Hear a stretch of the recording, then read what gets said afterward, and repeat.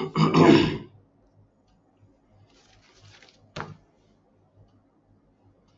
जी, hello, let start paper number 1। Hello, hello, हाँ जी sir. आवाज आ गुड रही? Morning sir. Good okay morning जी। Okay okay okay okay. हाँ जी गुड मॉर्निंग जी, good good morning morning, sir जी। Good morning. Today we will discuss. Good morning जी। गुड मॉर्निंग जी, good morning. Today we will discuss paper number 1, paper 1 standing order, standing order number 20, national examination paper 1 standing order number 20, standing order number 20 village ਹੈਡਮੈਨ।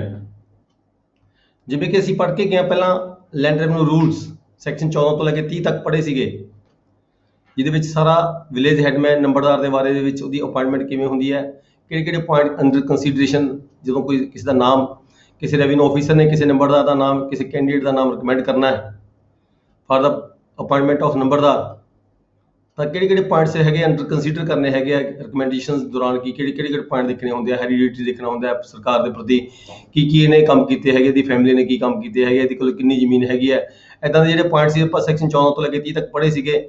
ਤੇ ਇਹਦੇ ਨਾਲ ਹੀ ਕੁਛ ਜਿਹੜਾ ਹੈਗਾ standing order ਸਮੇਂ-ਸਮੇਂ ਤੇ ਕੋਈ ਤਬਦੀਲੀ ਕੀਤੀ ਗਈ ਹੈ।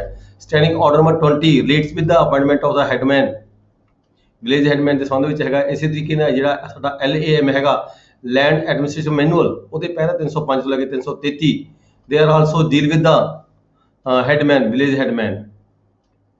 ਪੈਰਾ 1 ਕੀ ਹੈਗਾ ਜੀ? ਪੈਰਾ 1 ਹੈਗਾ ਅਪਾਇੰਟਮੈਂਟ ਆਫ ਵਿਲੇਜ ਹੈਡਮੈਨ। ਇਹਦੀ ਅਪਾਇੰਟਮੈਂਟ ਕਿਵੇਂ ਹੁੰਦੀ ਹੈਗੀ ਹੈ?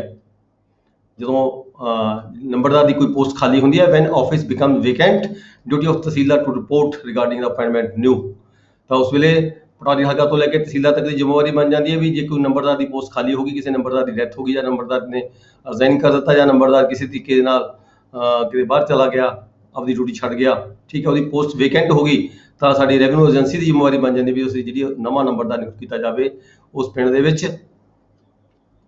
ਉਹਦੇ ਰਿਗਾਰਡਿੰਗ ਕੀ ਹੈ? ਟੇਬਲਰ ਫਾਰਮ ਹੈਗਾ ਵਿਦ ਰਿਕਮੈਂਡੇਸ਼ਨਸ, ਇੱਕ ਟੇਬਲਰ ਫਾਰਮ ਹੈਗਾ, ਉਹ ਫਾਰਮ ਭਰ ਕੇ ਉਹਦੀ ਰਿਕਮੈਂਡੇਸ਼ਨਸ ਕੀਤੀਆਂ ਜਾਂਦੀਆਂ ਨੇ। File of the case should be open for the inspection. ਜੋ ਰਿਕਮੈਂਡੇਸ਼ਨਸ ਕੀਤੀਆਂ ਹੈਗੀਆਂ ਨੇ ਉਹ ਜਿਹੜੀ ਸਾਡੀ ਫਾਈਲ ਹੈਗੀ ਹੈ ਉਹ ਓਪਨ ਹੁੰਦੀ ਹੈ, ਕੋਈ ਵੀ ਵਿਅਕਤੀ ਦੇਖ ਸਕਦਾ ਹੈ ਵੀ ਕਿਸ ਬੰਦੇ ਪ੍ਰਤੀ ਕੀ ਜਿਹੜਾ ਹੈਗਾ ਰਿਕਮੈਂਡੇਸ਼ਨ ਜਾ ਰਹੀਆਂ ਹੈਗੀਆਂ ਨੇ। ਇਹਦੇ ਸੰਬੰਧ ਸਭ ਤੋਂ ਪਹਿਲਾਂ ਅਸੀਂ ਦੇਖਦੇ ਹਾਂ ਪ੍ਰੈਕਟੀਕਲ। ਜਦੋਂ ਕਿਸੇ ਨੰਬਰਦਾਰ ਦੀ ਨਵੇਂ ਦੀ ਅਪਾਇੰਟਮੈਂਟ ਕਰਨੀ ਹੈ ਤਾਂ ਸਭ ਤੋਂ ਪਹਿਲਾਂ ਅਸੀਂ ਪਰਮਿਸ਼ਨ ਲੈਂਦੇ ਹਾਂ, ਹਰ ਅਥਾਰਟੀ ਤੋਂ ਪਰਮਿਸ਼ਨ ਲੈਣ ਤੋਂ ਬਾਅਦ ਫਿਰ ਅਸੀਂ ਕੀ ਕਰਦੇ ਹਾਂ, ਪੁਲਿਸ ਮਤਲਬ ਕਿ ਪਿੰਡ ਦੇ ਵਿੱਚ ਮਨਾਦੀ ਕੀਤੀ ਜਾਂਦੀ ਹੈ। ਪਿੰਡ 'ਚ ਮਨਾਦੀ ਕੀਤੀ ਜਾਂਦੀ ਹੈ, ਇੱਕ ਡੇਟ ਫਿਕਸ ਕੀਤੀ ਜਾਂਦੀ ਹੈ ਵੀ ਇਸ ਡੇਟ ਤੱਕ ਕੋਈ ਵੀ ਵਿਅਕਤੀ ਇਹ ਨੰਬਰਦਾਰ ਦੇ ਜਿਹੜੀ ਵੈਕੈਂਟ ਪੋਸਟ ਵੈਕੈਂਟ ਹੋਈ ਹੈ, ਇਸ ਨੂੰ ਫਿਲ ਕਰਨ ਦੇ ਲਈ ਜਿਹੜੀਆਂ ਹੈਗੀਆਂ ਦਰਖਾਸਤਾਂ ਮੰਗੀਆਂ ਜਾਂਦੀਆਂ ਨੇ। ਕੋਈ ਵੀ ਵਿਅਕਤੀ ਇਸ ਤਰੀਕ ਤੱਕ ਜਿਹੜੀ ਹੈਗੀ ਹੈ ਆਪਣੀ ਅਪਾਇੰਟਮੈਂਟ ਦੇ ਖਾਤਰ ਆਪਣੀ ਐਪਲੀਕੇਸ਼ਨ ਦੇ ਸਕਦਾ ਹੈ, ਠੀਕ ਹੈ। ਨੰਬਰਦਾਰ ਦੀਆਂ ਜਿਹੜੀਆਂ ਅਸਾਮੀਆਂ ਆਪਾਂ ਦੇਖਿਆ 3 ਤਰ੍ਹਾਂ ਦੀਆਂ ਹੁੰਦੀਆਂ ਨੇ। ਜਨਰਲ ਨੰਬਰਦਾਰ ਵੀ ਹੁੰਦਾ, SC ਨੰਬਰਦਾਰ, SC BC ਨੰਬਰਦਾਰ ਵੀ ਹੁੰਦੇ ਨੇ, ਤੇ ਅੱਗੇ NRI ਨੰਬਰਦਾਰ ਵੀ ਹੁੰਦੇ ਨੇ। ਤੇ ਉਸ ਤੋਂ ਬਾਅਦ ਕੀ ਹੁੰਦਾ, ਪੁਲਿਸ ਵੈਰੀਫਿਕੇਸ਼ਨ ਹੁੰਦੀ ਹੈ, ਪੁਲਿਸ ਰਿਪੋਰਟ ਲਈ ਜਾਂਦੀ ਹੈ। ਹਰ ਜਿਹੜੇ ਨੰਬਰਦਾਰ, ਮੰਨ ਲਓ ਤੁਹਾਡੇ ਕੋਲ ਐਪਲੀਕੇਸ਼ਨ ਆ ਗਈਆਂ, ਕੁਛ ਨੰਬਰਦਾਰ ਦੇ ਕੈਂਡੀਡੇਟ ਵਜੋਂ ਕੁਛ ਦਰਖਾਸਤਾਂ ਆ ਗਈਆਂ ਕਿਸੇ ਵੈਕੈਂਸੀ ਦੇ ਅਧੀਨ, ਤਾਂ ਉਹਨਾਂ ਜਿਹੜੇ ਕੈਂਡੀਡੇਟ ਹੈਗੇ ਨੇ ਉਹਨਾਂ ਕੈਂਡੀਡੇਟਾਂ ਦਾ ਸਾਰਿਆਂ ਦਾ ਜਿਹੜਾ ਕੰਸਰਨਡ ਪੁਲਿਸ ਆਫੀਸਰ ਹੈਗਾ, ਪੁਲਿਸ ਥਾਣਾ ਹੈਗਾ ਲੋਕੈਲਿਟੀ ਦਾ, ਜਿੱਥੇ ਉਹ ਵਿਅਕਤੀ ਰਹਿੰਦੇ ਹੈਗੇ, ਜਿਸ ਅਧਿਕਾਰ ਖੇਤਰ ਦੇ ਵਿੱਚ ਉਹਨਾਂ ਦਾ ਜਿਹੜੀ ਰਿਹਾਇਸ਼ ਹੈਗੀ ਹੈ, ਉਸ ਜਿਹੜੀ ਵੀ ਮਤਲਬ ਕਿ ਥਾਣਾ ਲੱਗਦਾ ਹੈਗਾ, ਉਸ ਥਾਣੇ ਤੋਂ ਪੁਲਿਸ ਰਿਪੋਰਟ ਲਈ ਜਾਂਦੀ ਹੈ। ਉਹਦੇ regarding character of the persons, ਉਹਨਾਂ ਦਾ ਚਾਲ ਚੱਲਣ ਕੈਸਾ, ਕੀ ਉਹਦੇ ਖਿਲਾਫ ਕੋਈ ਕ੍ਰਿਮੀਨਲ ਪਰਚਾ ਦਰਜ ਹੋਇਆ ਹੋਇਆ ਜਾਂ ਨਹੀਂ ਹੋਇਆ ਹੋਇਆ, ਮਤਲਬ ਕਿ ਉਹਦੀ ਜਿਹੜੀ ਚਾਲ ਚੱਲਣ ਦੀ ਰਿਪੋਰਟ ਹੈਗੀ ਆ ਉਹ ਲਈ ਜਾਂਦੀ ਹੈਗੀ ਹੈ। No copy should be given by any document. ਜਿਹੜੇ ਸਾਡੇ ਕੋਲ ਇਹ ਕਿਸੇ ਦੀਆਂ ਕਾਪੀਜ਼ ਆਉਂਦੀਆਂ ਨੇ, ਆਪਣੇ ਉਹਦੇ ਜਿਹੜੇ ਹੈਗੇ ਦਸਤਾਵੇਜ਼ ਆਉਂਦਾ, ਕੋਈ ਕੈਂਡੀਡੇਟ ਹੈਗਾ ਆਪਣੇ ਜਿਹੜੇ ਹੈਗਾ ਆਪਣੇ ਅਪਾਇੰਟਮੈਂਟ ਦੀ ਸਪੋਰਟ ਵਜੋਂ ਕੋਈ ਡਾਕੂਮੈਂਟ ਲਗਾਉਂਦਾ ਹੈਗਾ, ਇਹਦੀ ਆਪੇ ਕਾਪੀ ਕਿਸੇ ਨੂੰ ਹੋਰ ਦੂਜੀ ਨੂੰ ਨਹੀਂ ਦੇਣੀ ਹੁੰਦੀ। ਤੇ ਟੈਬੂਲਰ ਫਾਰਮ ਦੇ ਵਿੱਚ in collection order can granted, collector ਜਿਹੜਾ ਹੈਗਾ, ਫਿਰ ਜਿਹੜਾ ਹੈਗਾ ਇਹ tabular form and collector order can granted DC ਸਾਹਿਬ ਨੂੰ ਥਰੂ SDM ਜਿਹੜਾ ਹੈਗਾ ਇਹ ਫਾਰਮ ਭਰ ਕੇ ਭੇਜਿਆ ਜਾਂਦਾ ਹੈ, ਤੇ ਤਾਂ ਕਿ ਕਲੈਕਟਰ ਦੀ ਜਿਹੜੀ ਹੈਗੀ ਹੈ ਪ੍ਰਵਾਨਗੀ ਲਈ ਜਾਵੇ ਅਪਾਇੰਟਮੈਂਟ ਵਾਸਤੇ। ਜਿਵੇਂ ਰੂਟੀਨ 'ਚ ਤੁਸੀਂ ਦੇਖਦੇ ਹੋ ਆਪਾਂ ਰਿਕਮੈਂਡੇਸ਼ਨ ਤਹਿਸੀਲਦਾਰ ਤੇ ਨਾਇਬ ਤਹਿਸੀਲਦਾਰ ਆਪਣੇ ਆਪਣੇ ਅਧਿਕਾਰ ਖੇਤਰ ਦੇ ਵਿੱਚ ਨੰਬਰਦਾਰੀ ਦੇ ਕੈਂਡੀਡੇਟ ਨੂੰ ਰਿਕਮੈਂਡ ਕਰਕੇ ਭੇਜਦੇ ਨੇ ਥਰੂ ਐਸਡੀਐਮ। ਠੀਕ ਹੈ, ਐਸਡੀਐਮ ਤੋਂ ਜਿਹੜਾ ਕਲੈਕਟਰ ਜਾਂਦਾ ਹੈ, ਕਲੈਕਟਰ ਜਿਹੜਾ ਹੈਗਾ ਉਹਦੀ ਅਪਾਇੰਟਮੈਂਟ ਕਰਦਾ ਹੈ। ਫਿਰ ਫਰਦਰ ਬੇਸ਼ੱਕ ਜਿਹੜੇ ਆਰਡਰ ਕਲੈਕਟਰ ਦੇ ਹੁੰਦੇ ਨੇ ਉਹ ਵੀ ਅਪੀਲੇਬਲ ਹੁੰਦੇ ਨੇ, ਪਰ ਫਾਈਨਲ ਤੌਰ ਤੇ ਇੱਕ ਵਾਰੀ ਕਲੈਕਟਰ ਹੁੰਦਾ ਹੈ ਨਾਇਬ ਤਹਿਸੀਲਦਾਰ ਆਪਣੇ ਨੰਬਰਦਾਰ ਦੀ ਅਪਾਇੰਟਮੈਂਟ ਦੇ ਲਈ। ਕਲੈਕਟਰ ਤੋਂ ਬਾਅਦ ਫਿਰ ਕਮਿਸ਼ਨਰ ਕੋਲ ਜਾ ਸਕਦਾ ਹੈ ਅਗਲਾ ਅਪੀਲ ਦੇ ਵਿੱਚ, ਫਿਰ ਐਫਸੀਆਰ ਕੋਲ ਵੀ ਜਾ ਸਕਦਾ ਹੈਗਾ। ਇਹ ਉਹਦੀ ਹੈਗੀ ਹੈ। ਜਿਹੜਾ ਫਾਰਮੈਟ ਕੀ ਹੁੰਦਾ ਸਨਦ ਦਾ, ਜਦੋਂ ਕਲੈਕਟਰ ਕਿਸੇ ਨੂੰ ਨੰਬਰਦਾਰ ਬਣਾਉਂਦਾ ਫਿਰ ਇੱਕ ਸਨਦ ਜਾਰੀ ਕੀਤੀ ਜਾਂਦੀ ਹੈ। ਸਨਦ ਦੇ ਨਾਲ ਨਾਲ ਇੱਕ ਆਰਡਰ ਕੀਤਾ ਜਾਂਦਾ। ਤੁਸੀਂ ਤੁਹਾਡੇ ਕੋਲੇ ਦੇਖੋ ਆਮ ਤੁਸੀਂ ਦੇਖਦੇ ਹੋ ਫੀਲਡ 'ਚ ਵੀ ਕੰਮ ਕੀਤਾ ਹੈਗਾ, ਆਪਣੇ ਕੋਲੇ ਨੰਬਰਦਾਰ ਦੀ ਅਪਾਇੰਟਮੈਂਟ ਤੋਂ ਬਾਅਦ ਆਪਣੇ ਕੋਲੇ ਜਿਹੜੀ ਸਨਦ ਆਉਂਦੀ ਹੈ ਨੰਬਰਦਾਰੀ ਦੀ ਸਨਦ ਵੀ ਆਉਂਦੀ ਹੈ ਤੇ ਨਾਲ ਨੰਬਰਦਾਰ ਦਾ ਆਰਡਰ ਵੀ ਆਉਂਦਾ ਹੈਗਾ। ਉਹ ਤਹਿਸੀਲਦਾਰ ਕੋਲੇ 2 ਕਾਪੀਆਂ ਆ ਜਾਂਦੀਆਂ ਨੇ। ਤਹਿਸੀਲਦਾਰ ਇੱਕ ਕਾਪੀ ਦੀ ਜਿਹੜੀ ਹੈਗੀ ਆਪਣੇ ਵਾਸਲ ਬਾਕੀ ਨਵੀਸ ਕੋਲੇ ਫਾਰਵਰਡ ਕਰ ਦਿੰਦਾ ਹੈ ਤੇ ਦੂਜੀ ਕਾਪੀ ਜਿਹੜਾ ਵਾਸਲ ਬਾਕੀ ਨਵੀਸ ਹੁੰਦਾ ਉਹ ਕੰਸਰਨ ਪਟਵਾਰੀ ਹਲਕਾ ਕੋਲ ਭੇਜ ਦਿੰਦਾ ਹੈ ਤਾਂ ਕਿ ਪਟਵਾਰੀ ਹਲਕਾ ਆਪਣੇ ਰੋਜ਼ਨਾਮਾ ਬਾਕੀ ਦੇ ਵਿੱਚ ਐਂਟਰੀ ਪਾ ਕੇ ਜਿਹੜਾ ਉਹ ਆਰਡਰ ਹੈਗਾ ਕੰਸਰਨ ਜਮ੍ਹਾਂ ਹੁੰਦੀ ਦੇ ਖਾਨਾ ਕੈਫੇ ਦੇ ਵਿੱਚ ਉਹਦਾ ਨੋਟ ਦਿੱਤਾ ਜਾਵੇ ਵੀ ਇਹ ਜਿਹੜਾ ਨੰਬਰਦਾਰ ਹੈ ਨਵਾਂ ਇਹਦੀ ਥਾਂ ਤੇ ਇਹ ਨੰਬਰਦਾਰ ਬਣ ਚੁੱਕਿਆ ਹੈਗਾ। ਫਾਰਮ ਕੀ ਹੁੰਦਾ ਹੈ ਸਨਦ ਦਾ, ਉਹਦੇ ਵਿੱਚ ਕੀ ਹੋਇਆ ਵੀ ਵੇਅਰ ਐਜ਼ ਅਪੋਨ ਦਾ ਡੈਥ ਜਾਂ ਰਿਮੂਵਲ ਜਾਂ ਰਿਟਾਇਰਮੈਂਟ ਔਰ ਡਿਸਮਿਸਲ। 4-5 ਤਰੀਕੇ ਹੈਗੇ ਜਿਸ ਕਰਕੇ ਜਿਹੜੀ ਅਸਾਮੀ ਹੈ ਵੈਕੈਂਸੀ ਹੈ ਪੋਸਟ ਖਾਲੀ ਹੁੰਦੀ ਹੈ, ਡੈਥ ਹੋਣ ਤੇ ਜਾਂ ਉਹਨੂੰ ਰਿਮੂਵ ਕਰਨ ਦੇ ਤੇ ਹਟਾ ਦੇਣ ਤੇ ਜਾਂ ਰਿਟਾਇਰਮੈਂਟ ਹੋਣ ਤੇ ਜਾਂ ਡਿਸਮਿਸਲ ਕਿਸੇ ਵੀ ਤਰੀਕੇ ਨਾਲ ਉਹਦੀ ਡਿਸਮਿਸਲ ਹੋ ਜਾਂਦੀ ਹੈ ਤਾਂ ਜਿਹੜਾ ਹੈਗਾ ਉਹਦੇ ਆਧਾਰ ਤੇ ਵੀ ਆ ਜਿਹੜੀ ਵੈਕੈਂਸੀ ਹੈ ਖਾਲੀ ਹੋ ਰਹੀ ਹੈ, ਇਹਦੇ ਆਧਾਰ ਤੇ ਇਹਦੀ ਥਾਂ ਤੇ ਫਲਾਣੇ ਬੰਦੇ ਨੂੰ ਨਿਯੁਕਤ ਕੀਤਾ ਜਾਂਦਾ ਹੈ ਜਾਂ ਤੈਨੂੰ ਨਿਯੁਕਤ ਕੀਤਾ ਜਾਂਦਾ ਹੈਗਾ। ਇਹ ਜਿਹੜੀ ਸਨਦ ਦੇ ਵਿੱਚ ਆਰਡਰ ਕੀਤਾ ਜਾਂਦਾ ਹੈ ਤਾਂ ਕਿ ਉਹ ਜਿਹੜਾ ਫਾਰਮ ਹੈ ਉਹਦੇ ਕੰਮ ਆਵੇ ਤੇ ਲੋੜ ਵੇਲੇ ਵਰਤਿਆ ਜਾ ਸਕੇ।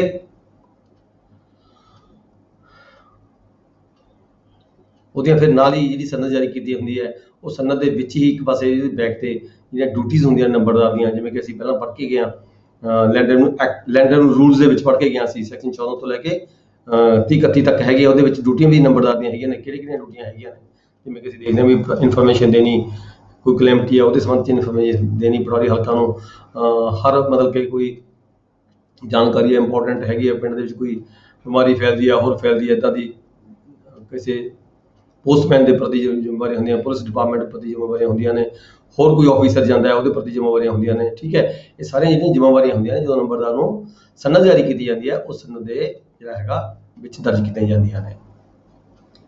ਲੈਂਡਰ ਨੂੰ ਰੂਲਸ ਸੈਕਸ਼ਨ 20 ਦੇ ਵਿੱਚ ਦੱਸੀਆਂ ਗਈਆਂ ਨੇ ਕਿਹੜੀਆਂ ਡਿਊਟੀਆਂ ਹੈਗੀਆਂ ਨੇ ਨੰਬਰਦਾਰ ਦੀਆਂ, ਉਹ ਡਿਊਟੀਆਂ ਦਾ ਜਿਹੜਾ ਵੇਰਵਾ ਹੈਗਾ ਉਹ ਇਹਦੇ ਵਿੱਚ ਦਿੱਤਾ ਜਾਂਦਾ ਹੈ ਸਨਦ ਦੇ ਵਿੱਚ।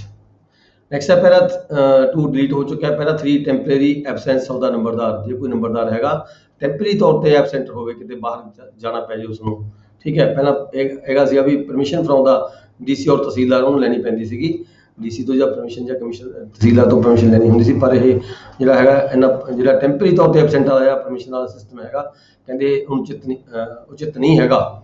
ਠੀਕ ਹੈ, ਪੈਰਾ 4 ਹੈਗਾ rules relating to the village postman. Village postman ਦੇ ਸੰਬੰਧ ਵਿੱਚ ਕੀ ਜਿਹੜੇ ਹੈਗੇ ਨੇ ਡਿਊਟੀਆਂ ਬਣ ਜਾਂਦੀਆਂ ਨੇ ਨੰਬਰਦਾਰ ਦੀਆਂ। ਸਭ ਤੋਂ ਪਹਿਲਾਂ ਹੈਗਾ ਲੈਟਰ ਬਾਕਸ। ਜਿਸ ਕਿਸੇ ਪਿੰਡ ਦੇ ਵਿੱਚ ਕੋਈ ਲੈਟਰ ਬਾਕਸ ਲੱਗਿਆ ਹੁੰਦਾ, ਜਿਸ ਕੋਈ ਨੰਬਰਦਾਰ ਦੇ ਜ਼ਿਆਦਾਤਰ ਇਹ ਕਿਹਾ ਗਿਆ ਜਿਹੜਾ ਲੈਟਰ ਬਾਕਸ ਹੈਗਾ ਉਹ ਨੰਬਰਦਾਰ ਦੇ ਘਰ ਦੇ ਆਸ-ਪਾਸ ਘਰ ਦੇ ਨੇੜੇ ਤੇੜੇ ਲੱਗਿਆ ਹੋਵੇਗਾ ਤਾਂ ਕਿ ਜਿਹੜਾ ਨੰਬਰਦਾਰ ਹੈ ਉਹਦਾ ਧਿਆਨ ਵੀ ਰੱਖੇ ਤੇ ਨਾਲ ਹੀ ਨਾਲ ਜਦੋਂ ਪੋਸਟਮੈਨ ਆਉਂਦਾ ਹੈਗਾ, ਠੀਕ ਹੈ, ਪੋਸਟਮੈਨ ਦੀ ਵੀ ਹਾਜ਼ਰੀ ਚੈੱਕ ਹੁੰਦੀ ਰਹੇ ਵੀ ਹਾਂ ਪੋਸਟਮੈਨ ਦੀ ਕਿਹੜੇ ਦਿਨ ਪੋਸਟਮੈਨ ਹਫ਼ਤੇ ਦੇ ਵਿੱਚ 1 ਵਾਰੀ ਜਾਂ 2 ਵਾਰੀ ਪਿੰਡ ਦੇ ਵਿੱਚ ਆਉਂਦਾ ਹੈ ਤੇ ਜਿਹੜੀ ਪੋਸਟ ਹੈ ਡਾਕ ਹੈ ਉਹ ਲੈ ਕੇ ਜਾਂਦਾ ਹੈ। ਠੀਕ ਹੈ, ਉਹਦੇ ਉੱਪਰ ਵੀ ਚੈੱਕ ਬਣਿਆ ਰਹੇ ਤੇ ਨਾਲ ਹੀ ਜਿਹੜਾ ਲੈਟਰ ਬਾਕਸ ਹੈਗਾ ਉਹਦਾ ਵੀ ਧਿਆਨ ਰਹੇ ਤੇ ਨਾਲ ਹੀ ਇੱਕ ਕਾਮਨ ਪਲੇਸ ਬਣ ਜਾਂਦਾ ਹੈ ਨੰਬਰਦਾਰ ਦਾ ਘਰ। ਠੀਕ ਹੈ, ਤਾਂ ਆਮ ਜਨਤਾ ਨੂੰ ਵੀ ਪਤਾ ਹੁੰਦਾ ਪਿੰਡ ਦੇ ਲੋਕਾਂ ਨੂੰ ਜਿਹੜਾ ਲੈਟਰ ਬਾਕਸ ਹੈ ਫਲਾਣੀ ਜਗ੍ਹਾ ਤੇ ਲੱਗਿਆ ਹੋਇਆ ਹੈਗਾ। Letter box in front of house of the headman not open by the headman, only by the postman। Headman ਬੇਸ਼ੱਕ ਇਹਨੂੰ ਖੋਲ ਤਾਂ ਨਹੀਂ ਪਾਏਗਾ, ਖੋਲਣਾ ਤਾਂ ਪੋਸਟਮੈਨ ਨਹੀਂ ਹੁੰਦਾ। ਠੀਕ ਹੈ ਜੀ, ਪਰ ਉੱਥੇ ਇਹ ਹੈਗੀ ਜੋ ਰੂਲਸ ਪੁਰਾਣੇ ਬਣੇ ਹੋਏ ਨੇ ਵੀ ਹੈਡਮੈਨ ਦੇ ਘਰ ਦੇ ਆਸ-ਪਾਸ ਉਹਦੇ ਫਰੰਟ ਤੇ ਲਗਾਇਆ ਜਾਂਦਾ ਹੁੰਦਾ ਹੈ। ਦੂਸਰਾ ਹੈਗਾ village headman take care postman punctual. ਹਾਂ, ਆਪਾਂ ਗੱਲ ਕਰ ਚੁੱਕੇ ਹਾਂ ਵੀ ਉਹਦੀ ਪੰਕਚੁਅਲਿਟੀ ਚੈੱਕ ਕਰਦਾ ਰਹੇਗਾ ਕਿ ਉਹ ਰੈਗੂਲਰ ਪਿੰਡ ਦੇ ਵਿੱਚ ਵਿਜ਼ਿਟ ਕਰਦਾ ਹੈ, ਕਿ ਉਹ ਜਿਹੜਾ ਬਾਕਸ ਹੈਗਾ ਉਹਨੂੰ ਕਲੀਅਰ ਕਰਕੇ ਲੈ ਕੇ ਜਾਂਦਾ, ਚਿੱਠੀਆਂ ਲੈ ਕੇ ਜਾਂਦਾ ਹੈ, ਹਫ਼ਤੇ 'ਚ ਜੋ ਵੀ ਡਿਊਟੀ ਉਹਦੀ ਬਣੀ ਹੋਈ ਹੈ, ਜੋ ਵੀ ਸ਼ਡਿਊਲ ਬਣਿਆ ਹੋਇਆ ਹੈ ਉਸ ਸ਼ਡਿਊਲ ਦੇ ਅਕੋਰਡਿੰਗ ਆਉਂਦਾ ਹੈ। ਜੇ ਨਹੀਂ ਆਉਂਦਾ ਕਰਦਾ ਤਾਂ ਫਿਰ report by the headman if not done. ਜੋ ਆਪਣੀ ਡਿਊਟੀ ਸਹੀ ਤਰੀਕੇ ਨਾਲ ਨਹੀਂ ਭੁਗਤਾਉਂਦਾ ਤਾਂ ਜਿਹੜਾ ਇੰਸਪੈਕਟਰ ਉਹਦਾ ਪੋਸਟ ਆਫਿਸ ਹੁੰਦਾ ਹੈਗਾ ਉਸ ਨੂੰ ਉਹਦੀ ਜਿਹੜੀ ਰਿਪੋਰਟ ਹੈ ਉਹ ਕੀਤੀ ਜਾ ਸਕਦੀ ਹੈ ਹੈਡਮੈਨ ਦੇ ਵੱਲੋਂ ਬਾਈ ਲੈਟਰ, ਜਾਂ ਤਾਂ ਚਿੱਠੀ ਭੇਜ ਕੇ ਜਾਂ ਇਨਵਿਸਟਰ ਬੁੱਕ ਉੱਥੇ ਇੱਕ ਵਿਜ਼ਟਰ ਬੁੱਕ ਲੱਗੀ ਹੀ ਹੁੰਦੀ ਹੈ ਪੋਸਟ ਆਫਿਸ ਨੂੰ, ਜਿਹੜਾ ਪੋਸਟਮੈਨ ਹੁੰਦਾ ਹੈ, ਠੀਕ ਹੈ, ਇੱਕ ਵਿਜ਼ਟਰ ਬੁੱਕ ਦਿੱਤੀ ਜਾਂਦੀ ਹੈ। ਉਸ ਵਿਜ਼ਟਰ ਬੁੱਕ ਦੇ ਵਿੱਚ ਵੀ ਉਹ ਕਿੱਥੇ ਵਿਜ਼ਟਰ ਬੁੱਕ ਰੱਖੀ ਵੀ ਹੈ ਪੋਸਟਮੈਨ ਨੇ, ਮੇ ਵੀ ਨੰਬਰਦਾਰ ਦੇ ਘਰ ਰੱਖੀ ਹੀ ਹੋਵੇ, ਠੀਕ ਹੈ, ਪਰ ਇੱਥੇ ਕਿਤੇ ਨਹੀਂ ਦੱਸਿਆ ਗਿਆ। ਜਿੱਥੇ ਡਾਕਖਾਨੇ ਵਿੱਚ ਤਾਂ ਹੁੰਦੀ ਹੈ, ਜਿੱਥੇ ਡਾਕਖਾਨਾ ਟੈਂਪਰੇਰੀ ਤੌਰ ਤੇ ਹੋਵੇ, ਇਕੱਲਾ ਬਾਕਸ ਹੀ ਲੱਗਿਆ ਹੋਇਆ ਹੋਵੇ, ਉੱਥੇ ਵਿਜ਼ਟਰ ਬੁੱਕ ਕਿੱਥੇ ਰੱਖੀ ਜਾਂਦੀ ਹੈ, ਇਹ ਗੱਲ ਵੱਖਰੀ ਹੈਗੀ। ਮੇ ਵੀ ਕਿਤੇ ਉਹ ਦਰਸਾਏਗਾ, ਹੋ ਸਕਦਾ ਨੰਬਰਦਾਰ ਦੇ ਘਰ ਰੱਖੀ ਜਾਂਦੀ ਹੋਵੇ, ਠੀਕ ਹੈ। ਉਹ ਵਿਜ਼ਟਰ ਬੁੱਕ ਦੇ ਵਿੱਚ ਵੀ ਆਪਣੀ ਰਿਪੋਰਟ ਕਰ ਸਕਦਾ ਹੈ ਵੀ ਜਿਹੜਾ ਪੋਸਟਮੈਨ ਹੈਗਾ ਇਹ ਆਪਣੀ ਡਿਊਟੀ ਨੂੰ ਸਹੀ ਤਰੀਕੇ ਨਾਲ ਨਿਭਾ ਰਿਹਾ ਜਾਂ ਨਹੀਂ ਨਿਭਾ ਰਿਹਾ। ਨੈਕਸਟ ਪੈਰਾ 4.2 ਹੈਗਾ ਜੀ, the postman will be supply with the visitor book. ਉਹਨੂੰ ਇੱਕ ਵਿਜ਼ਟਰ ਬੁੱਕ ਦਿੱਤੀ ਜਾਂਦੀ ਹੈ, ਠੀਕ ਹੈ। Each village headman sign and date day, ਜਿਹੜੇ ਪਿੰਡ ਦੇ ਜਿਹੜੇ ਨੰਬਰਦਾਰ ਹੈਗੇ ਨੇ, ਠੀਕ ਹੈ, ਉਹਨਾਂ ਦੀ ਇੱਕ ਜ਼ਿੰਮੇਵਾਰੀ ਬਣ ਜਾਂਦੀ ਹੈ ਸਾਰਿਆਂ ਦੀ ਵੀ ਉਹ ਕਿਸੇ ਵੇਲੇ ਆ ਕੇ ਆਪਦੇ ਜਿਹੜਾ ਹੈਗਾ ਵਿਜ਼ਟਰ ਬੁੱਕ ਹੈਗੀ ਹੈ ਉਹਦੇ ਵਿੱਚ ਸਾਈਨ ਵੀ ਪਾਉਣ, ਕਰਨਾ ਆਪਦੇ ਡੇਟ ਵੀ ਪਾਉਣ ਤੇ ਦਿਨ ਵੀ ਲਿਖਣ। ਐਨੀ ਇਰੈਗੂਲਰਿਟੀ ਵੀ ਨੋਟਿਸ, ਜੇ ਕੋਈ ਉਹਨਾਂ ਨੂੰ ਧਿਆਨ ਦੇ ਵਿੱਚ ਆਉਂਦਾ ਕੋਈ ਇਰੈਗੂਲਰਿਟੀ ਹੈਗੀ ਹੈ, ਜਿਹੜਾ ਪੋਸਟਮੈਨ ਹੈਗਾ ਆਪਣੀ ਡਿਊਟੀ ਸਹੀ ਤਰੀਕੇ ਨਾਲ ਨਹੀਂ ਨਿਭਾ ਰਿਹਾ ਹੈਗਾ, communication to the postal authorities, ਤਾਂ ਉਹ ਆਪਣੀ ਜਿਹੜੀਆਂ ਪੋਸਟ ਦੀਆਂ ਅਥਾਰਟੀਜ਼ ਹੁੰਦੀਆਂ ਨੇ, ਹਾਇਰ ਅਥਾਰਟੀਜ਼ ਹੁੰਦੀਆਂ, ਉੱਥੇ ਆਪਣੀ ਗੱਲਬਾਤ ਕਰ ਸਕਦੇ ਨੇ, ਆਪਣੀ ਗੱਲ ਪਹੁੰਚਾ ਸਕਦੇ ਨੇ ਉਹਦੇ ਕੰਮਾਂ ਪ੍ਰਤੀ। ਜੇ ਉਹਨਾਂ ਨੇ ਲਿਖਤੀ ਤੌਰ ਤੇ ਕੋਈ ਇਨਫੋਰਮੇਸ਼ਨ ਦੇਣੀ ਹੈ ਪੋਸਟਮੈਨ ਦੇ ਸੰਬੰਧ ਵਿੱਚ, ਠੀਕ ਹੈ, ਤਾਂ ਉਹਦੇ ਉੱਪਰ ਕੋਈ ਡਾਕ ਖਰਚਾ ਨਹੀਂ ਲੱਗੇਗਾ। ਪੋਸਟ ਫ੍ਰੀ ਸਰਵਿਸ ਜਿਹੜੀ ਨੰਬਰਦਾਰ ਨੂੰ ਦਿੱਤੀ ਜਾਂਦੀ ਹੈ regarding the work of the postman. ਉਹਦੇ ਉੱਪਰ ਜਿਹੜਾ ਲਿਫਾਫਾ ਭੇਜਿਆ ਜਾਣਾ ਹੈ, ਉਹ ਲਿਫਾਫੇ ਦੇ ਉੱਪਰ ਜੇ ਕੋਈ ਨੰਬਰਦਾਰ ਨੇ ਕਿਸੇ ਪੋਸਟਮੈਨ ਦੇ ਕੰਮ ਦੇ ਸੰਬੰਧ ਵਿੱਚ ਕੋਈ ਲਿਫਾਫਾ ਭੇਜਣਾ ਹਰ ਅਥਾਰਟੀ ਨੂੰ, ਉਹ ਲਿਫਾਫੇ ਦੇ ਉੱਪਰ ਲਿਖਿਆ ਜਾਏਗਾ ਪੋਸਟਲ ਸਰਵਿਸ। ਪੋਸਟਲ ਸਰਵਿਸ ਲਿਖ ਕੇ signature of the headman lower left corner ਦੇ ਉੱਪਰ ਜਿਹੜਾ ਨੰਬਰਦਾਰ ਹੈਗਾ ਉਹ ਆਪਣੇ ਸਾਈਨ ਕਰੇਗਾ। ਜਿਵੇਂ ਆਪਾਂ ਰਜਿਸਟਰਡ ਲੈਟਰ ਲਿਖਦੇ ਹਾਂ, ਰਜਿਸਟਰਡ ਲੈਟਰ ਦੀ ਜਗ੍ਹਾ ਤੇ ਉੱਥੇ ਲਿਖਿਆ ਜਾਏਗਾ ਪੋਸਟਲ ਸਰਵਿਸ, ਤਾਂ ਕਿ ਉੱਪਰ ਕੋਈ ਟਿਕਟਾਂ ਲਗਾਉਣ ਦੀ ਲੋੜ ਨਾ ਪਵੇ। ਉਹਨਾਂ ਦੇ ਜਿਹੜਾ ਵੀ ਅਧਿਕਾਰੀ ਨੂੰ ਉਹਨੇ ਚਿੱਠੀ ਲਿਖੀ ਹੈਗੀ ਹੈ, ਉਸ ਅਧਿਕਾਰੀ ਦੇ ਕੋਲ ਕੋਈ ਹੋਰ ਲੈਟਰ ਜਾਵੇ, ਤਾਂ ਕਿ ਉਹ ਜਿਹੜਾ ਕੰਮ ਹੈਗਾ ਉਹਦਾ ਪੋਸਟਮੈਨ ਦਾ ਉਹਨੂੰ ਚੈੱਕ ਕਰ ਸਕੇ, ਉਹਦੀ ਜਿਹੜੀ ਡਿਊਟੀ ਹੈ ਜੋ ਨੰਬਰਦਾਰ ਨੇ ਲਿਖਿਆ ਹੈਗੀ ਉਹਦੀ ਇਰੈਗੂਲਰਿਟੀ ਦੇ ਸੰਬੰਧ ਵਿੱਚ ਉਹਦੇ ਉੱਪਰ ਚੈੱਕ ਰੱਖ ਸਕੇ। ਨੈਕਸਟ ਹੈ ਪੈਰਾ 5, preparation of general scheme for the reduction of ਨੰਬਰਦਾਰ।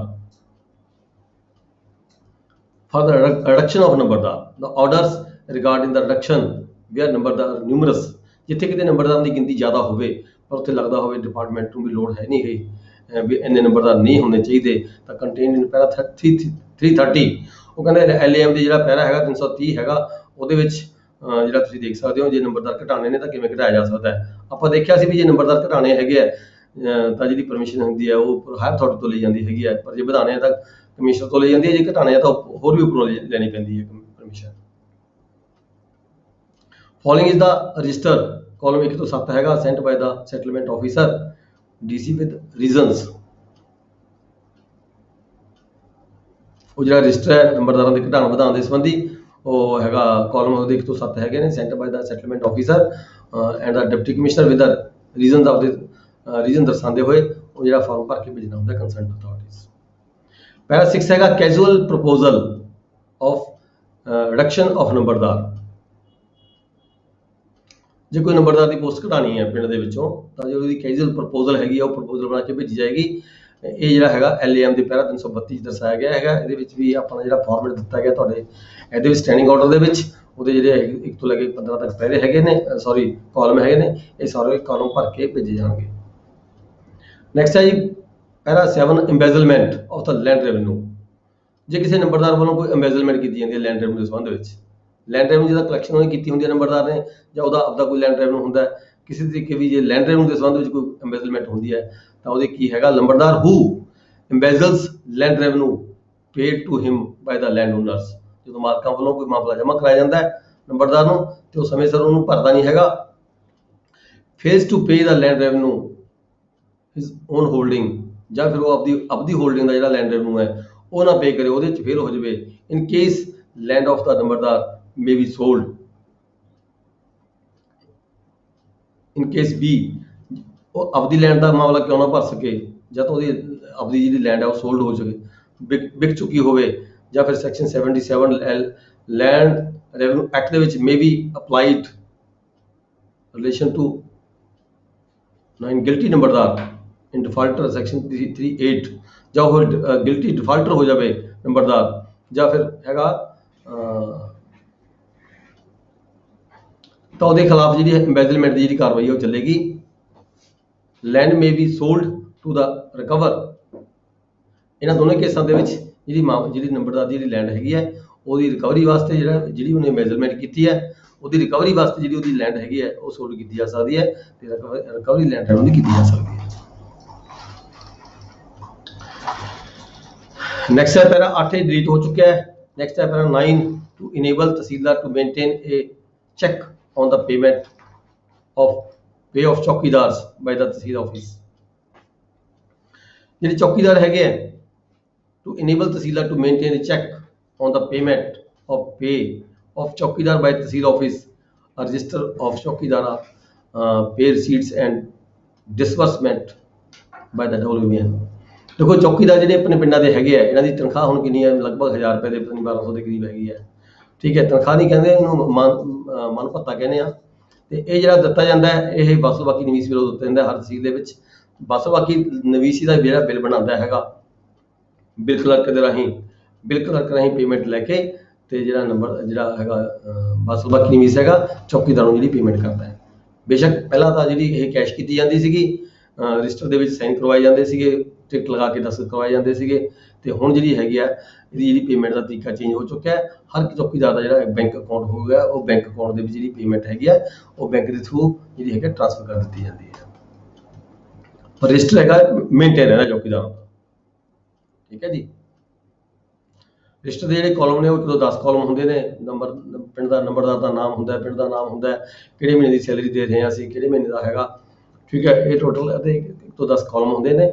ਨੰਬਰਦਾਰ ਦੀ ਪੇਮੈਂਟ ਵਾਸਤੇ, ਡਿਸਬਰਸਮੈਂਟ ਵਾਸਤੇ ਜਿਹੜਾ ਰਜਿਸਟਰ ਲਗਾਇਆ ਜਾਂਦਾ। ਐਵਰੀ ਕ੍ਰੌਪ ਨੰਬਰਦਾਰ ਡਿਪੋਜ਼ਿਟ ਚੌਕੀਦਾਰ ਆ, ਹਰ ਕ੍ਰੌਪ ਤੇ ਜਿਹੜਾ ਨੰਬਰਦਾਰ ਹੈ ਉਹਦੇ ਵੱਲੋਂ ਚੌਕੀਦਾਰ ਦਾ ਜਮ੍ਹਾਂ ਕਰਾਇਆ ਜਾਂਦਾ ਹੈ। ਜਿਵੇਂ ਕਿ ਲੈਂਡ ਰੈਵਨਿਊ ਦੀ ਕਲੈਕਸ਼ਨ ਹੁੰਦੀ ਹੈ, ਲੈਂਡ ਰੈਵਨਿਊ ਦੀ ਕਲੈਕਸ਼ਨ ਦੇ ਨਾਲ ਹੀ ਜਿਹੜਾ ਚੌਕੀਦਾਰ ਇਕੱਠਾ ਕੀਤਾ ਜਾਂਦਾ। ਹੁਣ ਜਿਹੜੀ ਲੈਂਡ ਰੈਵਨਿਊ ਦੀ ਕਲੈਕਸ਼ਨ ਨਹੀਂ ਹੁੰਦੀ, ਹੁਣ ਸਿਰਫ ਚੌਕੀਦਾਰ ਹੀ ਕਲੈਕਟ ਕੀਤਾ ਜਾਂਦਾ ਹੈਗਾ।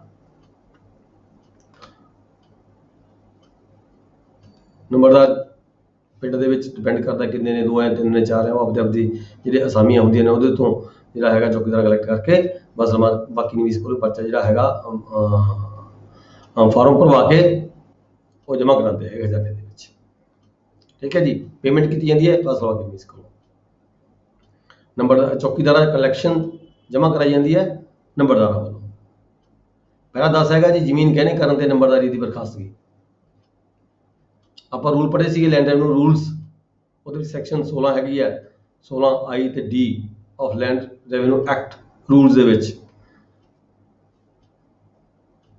require the collector to dismiss a ਨੰਬਰਦਾਰ who has mortgaged his holding with possession। ਜੇ ਕੋਈ ਨੰਬਰਦਾਰ ਆਪਣੀ ਜਿਹੜੀ ਹੋਲਡਿੰਗ ਹੈ ਜਿਸ ਦੇ ਆਧਾਰ ਤੇ, ਜਿਸ ਨੂੰ ਟੀਚਾ ਲੈ ਕੇ, ਜਿਸ ਦੇ ਆਧਾਰ ਤੇ ਜਿਹੜੀ ਉਹਦੀ ਐਜ਼ ਏ ਸਿਕਿਉਰਿਟੀ ਪੱਖੋਂ ਉਸ ਨੂੰ ਨੰਬਰਦਾਰ ਬਣਾਇਆ ਗਿਆ ਸੀਗਾ, ਉਹ ਆਪਣੀ ਜ਼ਮੀਨ ਸ਼ੋਅ ਕੀਤੀ ਸੀਗੀ ਵੀ ਜੇ ਕੱਲ੍ਹ ਨੂੰ ਕੋਈ ਲੈਂਡ ਰੈਵਨਿਊ ਮੈਂ ਇਕੱਠਾ ਕਰ ਲਵਾਂ ਤੇ ਮੈਂ ਭਰ ਨਾ ਸਕਾਂ ਤਾਂ ਆਹ ਜਿਹੜੀ ਮੇਰੀ ਜ਼ਮੀਨ ਹੈਗੀ ਹੈ, ਠੀਕ ਹੈ, ਇਹ ਤੋਂ ਰਿਕਵਰੀ ਕੀਤੀ ਜਾ ਸਕਦੀ ਹੈ। ਪਰ ਜੇਕਰ ਇਸ ਕੇਸ ਦੱਸਿਆ ਗਿਆ ਪਹਿਲਾਂ 10 ਦੇ ਵਿੱਚ, ਜੇ ਕੋਈ ਨੰਬਰਦਾਰ ਹੈਗਾ ਆਪਣੀ ਸਾਰੀ ਦੀ ਸਾਰੀ ਹੋਲਡਿੰਗ ਮੌਰਗੇਜ ਵਿਦ ਪੋਜੈਸ਼ਨ ਕਰ ਦੇਵੇ ਤਾਂ ਜਿਹੜਾ ਕਲੈਕਟਰ ਹੈਗਾ ਉਸ ਨੂੰ, ਉਹਦੀ ਸਿਕਿਉਰਿਟੀ ਖਤਮ ਹੋ ਗਈ, ਠੀਕ ਹੈ, ਤਾਂ ਕਲੈਕਟਰ ਜਿਹੜਾ ਹੈਗਾ ਉਸ ਨੂੰ ਡਿਸਮਿਸ ਕੀਤਾ ਕਰ ਸਕਦਾ ਹੈਗਾ। Commissioner can make use his discretion. ਪਰ ਜੇਕਰ ਚਾਹੇ ਤਾਂ ਜਿਹੜਾ ਕਮਿਸ਼ਨਰ ਹੈਗਾ ਉਹ ਉਹਨੂੰ ਰੱਖਿਆ ਵੀ ਜਾ ਸਕਦਾ, ਕੋਈ ਹੋਰ ਕਿਸੇ ਤਰੀਕੇ ਦੀ ਸਿਕਿਉਰਿਟੀ ਲੈਣ ਉਪਰੰਤ ਜਿਹੜਾ ਕਮਿਸ਼ਨਰ ਹੈ ਉਹਨੂੰ ਰੱਖ ਵੀ ਸਕਦਾ ਹੈਗਾ। ਪੈਰਾ 12 ਹੈਗਾ ਖਾਲੀ ਪੋਸਟ ਤੁਰੰਤ ਭਰੀ ਜਾਵੇ। unnecessary delay should not be allowed in filling the vacancies in this connection। ਪੈਰਾ 323 ਜਿਹੜਾ ਇਹ ਹੈਗਾ LAM ਦਾ 323 ਜਦੋਂ ਵੀ ਕੋਈ ਨੰਬਰਦਾਰ ਦੀ ਪੋਸਟ ਖਾਲੀ ਹੁੰਦੀ ਹੈ ਉਹ ਬਿਨਾਂ ਕਿਸੇ ਦੇਰੀ ਤੋਂ ਉਹਦੀ ਜਿਹੜੀ ਕਾਰਵਾਈ ਹੈਗੀ ਹੈ ਪਟਵਾਰੀ ਹਲਕਾ ਦੀ ਰਿਪੋਰਟ ਆਉਂਦੇ ਸਾਰੀ ਜਾਂ ਫਿਰ ਕਿਸੇ ਕੈਂਡੀਡੇਟ ਵੱਲੋਂ ਦਰਖਾਸਤ ਦੇਣ ਉਪਰੰਤ ਜਿਹੜੀ ਕਾਰਵਾਈ ਹੈ ਉਹ ਸਟਾਰਟ ਕਰ ਦੇਣੀ ਚਾਹੀਦੀ ਹੈ ਤੇ ਪਰਮਿਸ਼ਨ ਲੈ ਕੇ ਜਿਹੜੀ ਹੈਗੀ ਹੈ ਅਰਜ਼ੀਆਂ ਲੈ ਕੇ ਫਿਰ ਜਿਹੜੀ ਨੰਬਰਦਾਰ ਦੀ ਜਿਹੜੀ ਪੋਸਟ ਹੈ ਉਹ ਭਰ ਦੇਣੀ ਹੁੰਦੀ ਹੈ। All the cases should reach the collector within 2 months from the date of the vacancy। ਇੱਥੇ ਕਿਹਾ ਗਿਆ ਵੀ 2 ਮਹੀਨੇ ਦੇ ਅੰਦਰ ਅੰਦਰ ਜਿਹੜੇ ਹੈਗੇ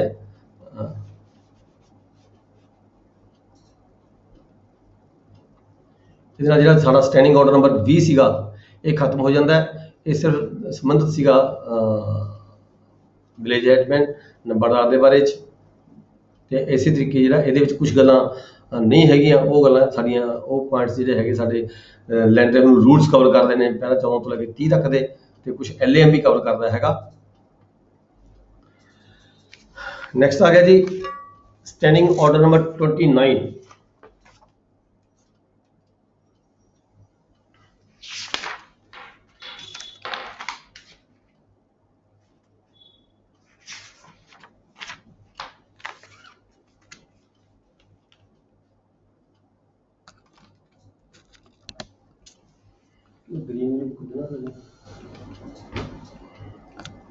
ग्रीन बुक है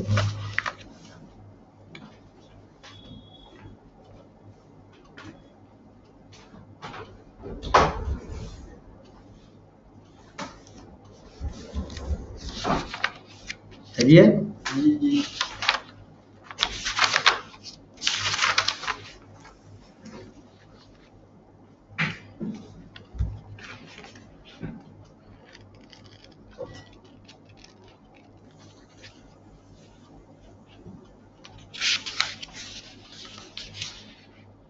ਜਿਨ੍ਹਾਂ ਕੋਲੇ ਗ੍ਰੀਨ ਬੁੱਕ ਹੈਗੀ ਹੈ, ਦੇਖੀ ਮੇਰੀ ਬੁੱਕ ਕਿੱਥੋਂ, ਜਿਹਨਾਂ ਕੋਲੇ ਗ੍ਰੀਨ ਬੁੱਕ ਹੈਗੀ ਹੈ, ਇਹਦਾ ਪੈਰਾ ਇਹਦਾ ਜਿਹੜਾ ਚੈਪਟਰ ਹੈਗਾ 44, पेज नंबर 272 निकालो जी नाल नाल, पेज 272 जिन्होंने को ये बुक हैगी है, ਇਹਦਾ पेज नंबर 272 भी निकाल लो।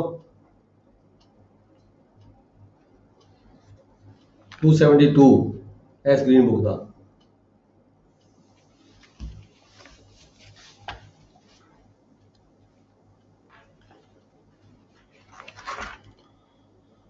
ਜਿਹੜਾ ਇਹ ਸਾਡਾ ਚੈਪਟਰ ਹੈਗਾ standing order number 20, it is regarding the collection of land revenue।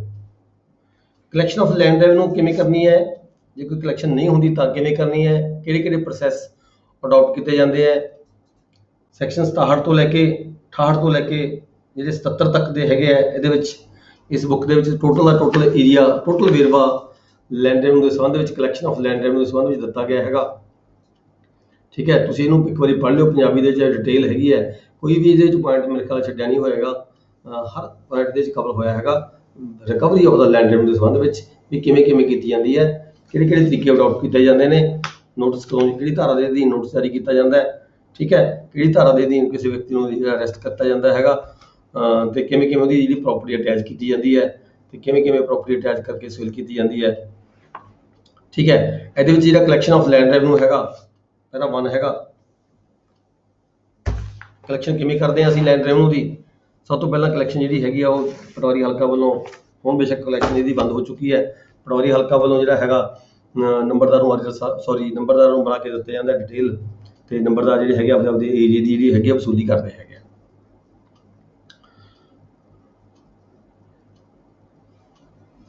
Fee on applications for the process by the village officers.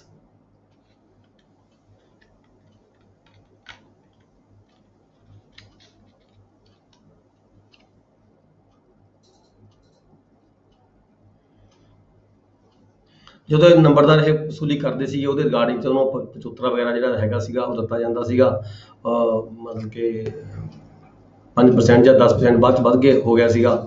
ਠੀਕ ਹੈ, ਅੱਗੇ ਨੈਕਸਟ ਹੈਗਾ ਸੈਕਸ਼ਨ A, ਇਹਦੇ ਚ ਹੈ writ of demand and execution of the process. Writ of demand ਕੀ ਹੁੰਦੀ ਹੈ?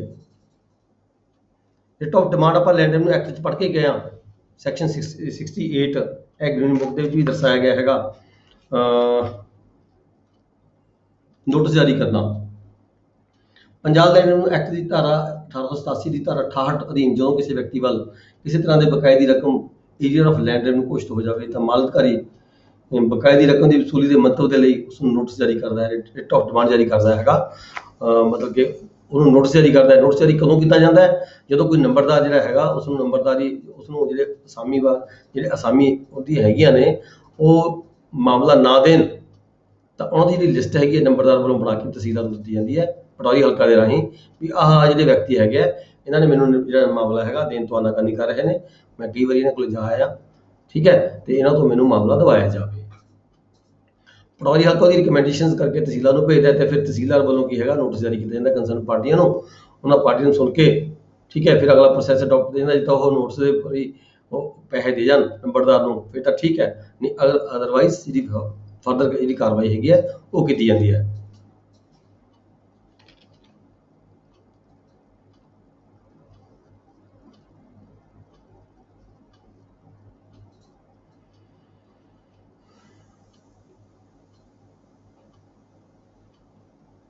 Period with which in which to be returned rate of talwana. ਤਲਵਾਨਾ ਕੀ ਹੁੰਦਾ? ਤਲਵਾਨਾ ਹੁੰਦਾ ਜਦੋਂ ਕਿਸੇ ਨੂੰ ਕੋਈ ਨੋਟਿਸ ਜਾਰੀ ਕਰਨਾ ਹੁੰਦਾ ਉਹਦੇ ਸੰਬੰਧ ਵਿੱਚ ਉਹ ਤਲਵਾਨਾ ਫੀਸ ਹੁੰਦੀ ਹੈ।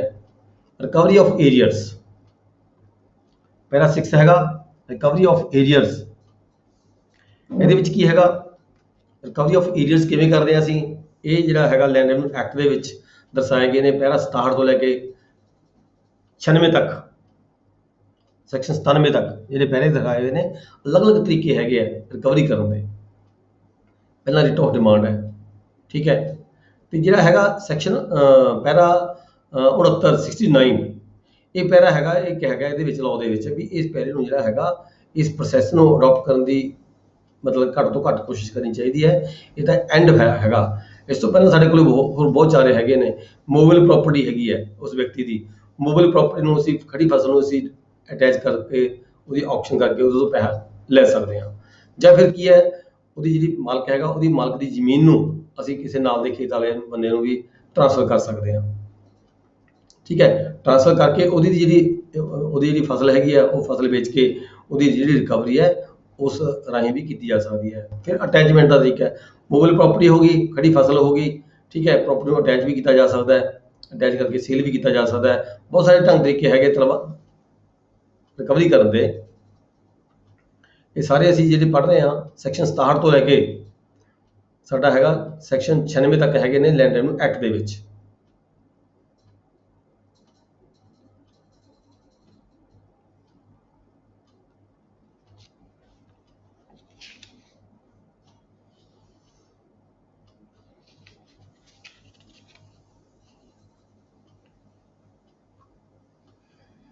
Punctual payment instructions to the tehsildar, मतलब कंसर्न तहसीलदार की जिम्मेवारी बन जाती है ਜਿਹੜਾ ਲੈਂਡ ਰੈਵਨਿਊ ਹੈਗਾ ਉਹ ਆਪਣੇ ਪਟਵਾਰੀ ਹਲਕਾ ਦੇ ਰਾਹੀਂ ਕੰਨਗੋ ਹਲਕਾ ਦੇ ਰਾਹੀਂ ਇੰਸ਼ੋਰ ਕਰੇ ਵੀ ਜਿਹੜੀਆਂ ਪੇਮੈਂਟਸ ਹੈਗੀਆਂ ਸਾਰੀਆਂ ਨੰਬਰਦਾਰੀ ਦੀਆਂ ਉਹਦੀਆਂ ਲੈਂਡ ਰੈਵਨਿਊ ਦੀਆਂ ਵੀ ਉਹ ਕੀ ਨੰਬਰਦਾਰਾਂ ਵੱਲੋਂ ਜਿਵੇਂ ਕਿ ਹਰ ਛਮਾਹੀ ਇਕੱਠਾ ਕੀਤਾ ਜਾਂਦਾ, ਕਲੈਕਸ਼ਨ ਕੀਤੀ ਜਾਂਦੀ ਹੈ, ਉਹਦੇ ਉੱਪਰ ਚੈੱਕ ਰੱਖੇਗਾ ਤਹਿਸੀਲਦਾਰ, ਠੀਕ ਹੈ। ਹਰ ਛਮਾਹੀ ਜਿਹੜੀ ਕਲੈਕਸ਼ਨ ਹੈਗੀ ਹੈ ਉਹ ਕਰਕੇ ਜਮ੍ਹਾਂ ਕਰਵਾਏਗਾ ਤਹਿਸੀਲ ਦੇ ਵਿੱਚ ਫਸਲ ਬਾਕੀ ਮੀਸ ਦੇ ਰਾਹੀਂ ਖਜ਼ਾਨੇ ਦੇ ਵਿੱਚ। Process for the collection of land revenue process ਆਪਾਂ ਪਤਾ ਹੀ ਆਪਾਂ ਨੂੰ ਸੈਕਸ਼ਨ 67 ਤੋਂ ਲੈ ਕੇ ਸੈਕਸ਼ਨ 96 ਤੱਕ ਕਵਰ ਕਰਦੇ ਨੇ। ਡਿਫਾਲਟਰ ਐਂਡ ਨੰਬਰਦਾਰ ਮਸਟ ਪੇ ਇਨ ਪਰਸਨ।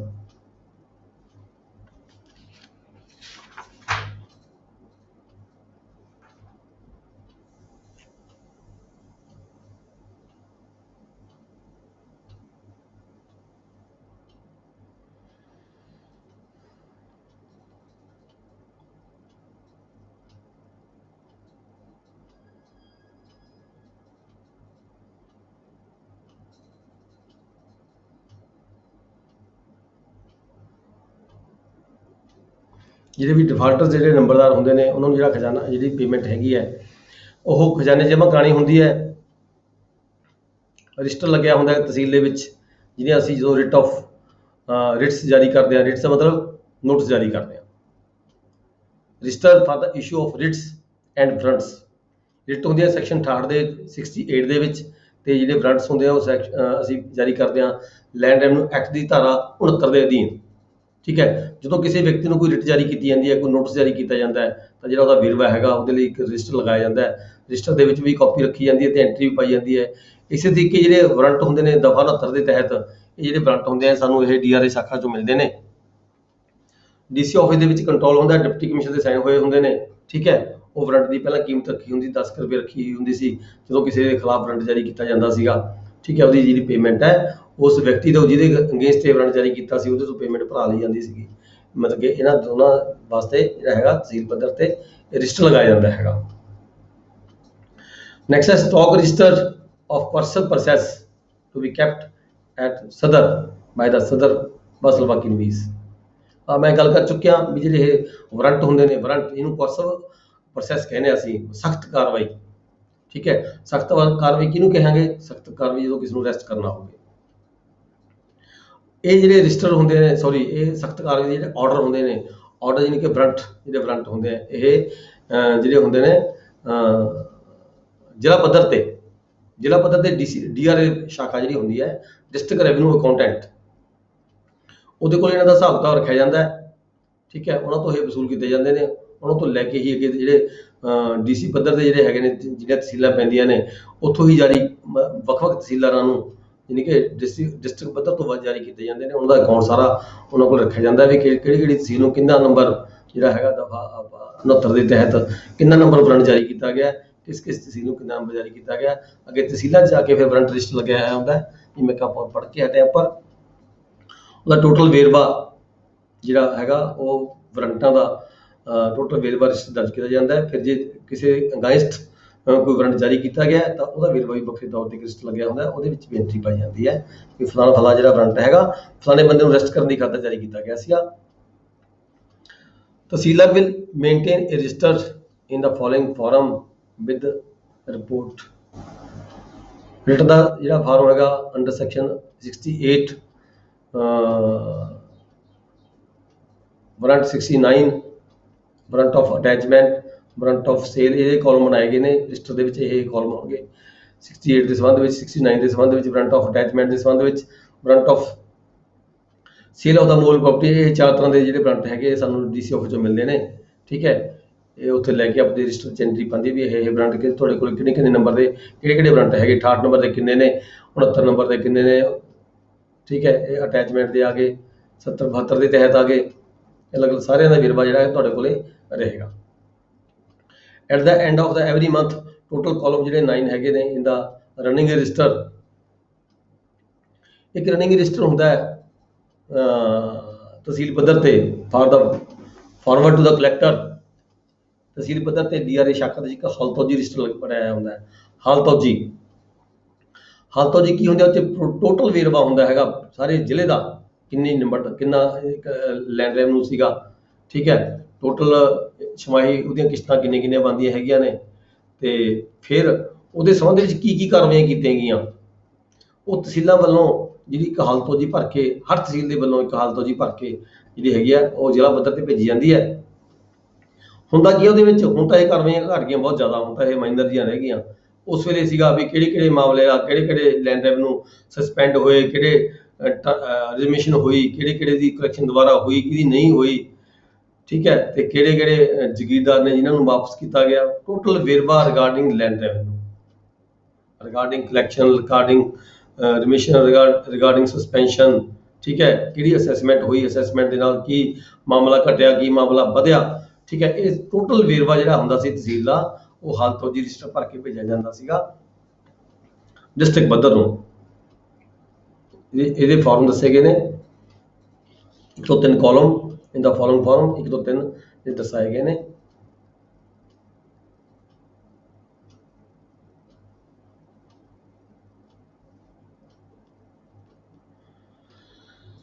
ਨੈਕਸਟ ਹੈਗਾ ਜੀ B section, arrest and detention of the defaulter. ਆਪਾਂ ਉੱਪਰ ਵੀ ਪੜ੍ਹ ਕੇ ਹਟੇ ਹਾਂ। Arrest and detention of the defaulter, ਇਹ ਲੈਂਡ ਐਡਮਿਨਿਸਟ੍ਰੇਸ਼ਨ ਮੈਨੂਅਲ ਦਾ ਪੈਰਾ 552 ਵੀ ਡੀਲ ਕਰਦਾ ਹੈ। ਤੇ ਜਿਹੜਾ ਸਾਡਾ ਹੈਗਾ ਲੈਂਡ ਰੈਵਨਿਊ ਐਕਟ ਦਾ, ਉਹਦਾ ਪੈਰਾ 69 ਹੈਗਾ, ਠੀਕ ਹੈ ਜੀ। ਇੱਥੇ ਅਸੀਂ ਇਹ ਪੈਰਾ 16 ਪੜ੍ਹ ਰਹੇ ਹਾਂ ਸਟੈਂਡਿੰਗ ਆਰਡਰ ਦੇ ਵਿੱਚ। Farm of arrest of warrant is here given. ਉਹ ਤੁਸੀਂ ਦੇਖੋ ਥੱਲੇ, ਤੁਹਾਨੂੰ ਤੁਸੀਂ ਇਹ ਬੁੱਕ ਦੇ ਵਿੱਚ 69 ਨੰਬਰ ਦਾ ਜਿਹੜਾ ਫਾਰਮ ਹੈਗਾ,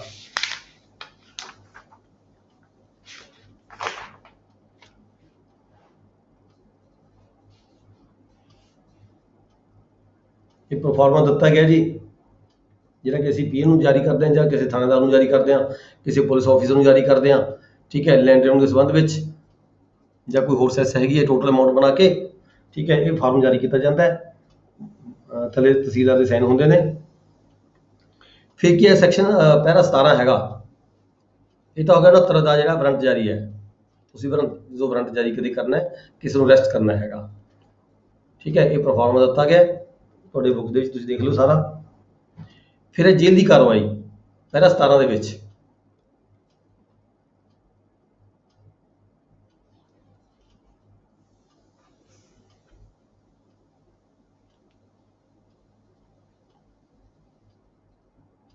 ਇਨ ਦਾ ਫੋਲੋਇੰਗ ਫਾਰਮ, ਉਰਦੂ ਦੇ ਮੂਹਰੇ ਲਾਉਂਦੇ ਹੁੰਦੇ ਆ, ਗੈਸਟ ਬੋਰਡ ਤੇ ਲਾ ਦਿਆ ਕਰੋ ਮੂਹਰੇ ਹੀ।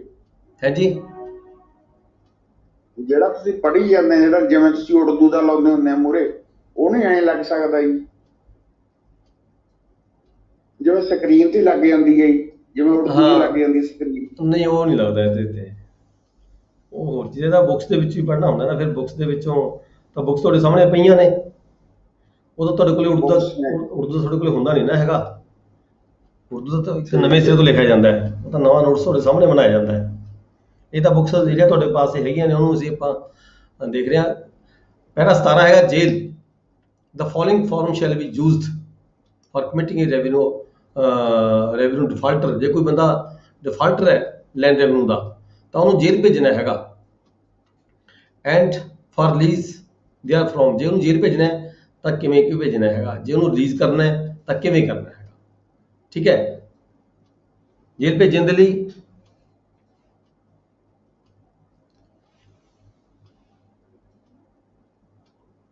ਇਹ ਪਰਫਾਰਮਾ ਦਿੱਤਾ ਗਿਆ to the officer incharge of the jail, where a so and so ਜਿਹੜਾ ਪਰਸਨ ਹੈਗਾ।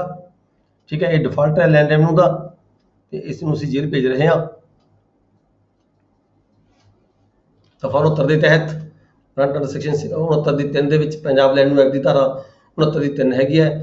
ਇਨ the court of collector assistant collector of ਦੀ ਕੋਰਟ ਦਾ ਨਾਮ ਲਿਖ ਕੇ ਸਾਰਾ, ਠੀਕ ਹੈ ਜੀ, ਕੇਸ ਦਾ ਨੰਬਰ ਪਾ ਕੇ, ਸਾਲ ਪਾ ਕੇ, the to the officer incharge of the jail at where, ਜਿੱਥੇ ਵੀ ਤੁਸੀਂ ਜਿਹੜੀ ਜੇਲ੍ਹ 'ਚ ਭੇਜਣਾ ਹੈਗਾ ਉਸ ਨੂੰ, ਵਿਅਕਤੀ ਨੂੰ ਜੇ ਭੇਜਣਾ ਹੈ ਤਾਂ ਪਰਫਾਰਮ ਹੋਏਗਾ, ਜੇ ਵਾਪਸ ਲੈਣਾ ਹੈ ਠੀਕ ਹੈ ਤਾਂ ਵਾਪਸੀ ਦਾ ਵੱਖਰਾ ਪਰਫਾਰਮ ਦਿੱਤਾ ਗਿਆ।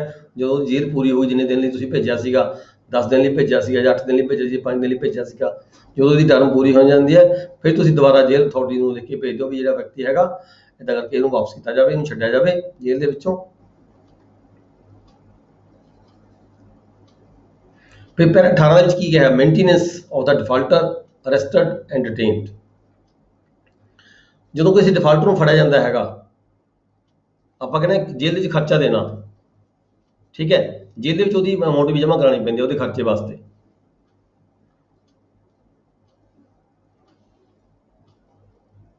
ਐਨੀ cost incurred for the maintenance of a defaulter who is arrested and detained under section 69 land revenue act should be deferred for the time from the revenue ਕੰਟੀਜੈਂਟ।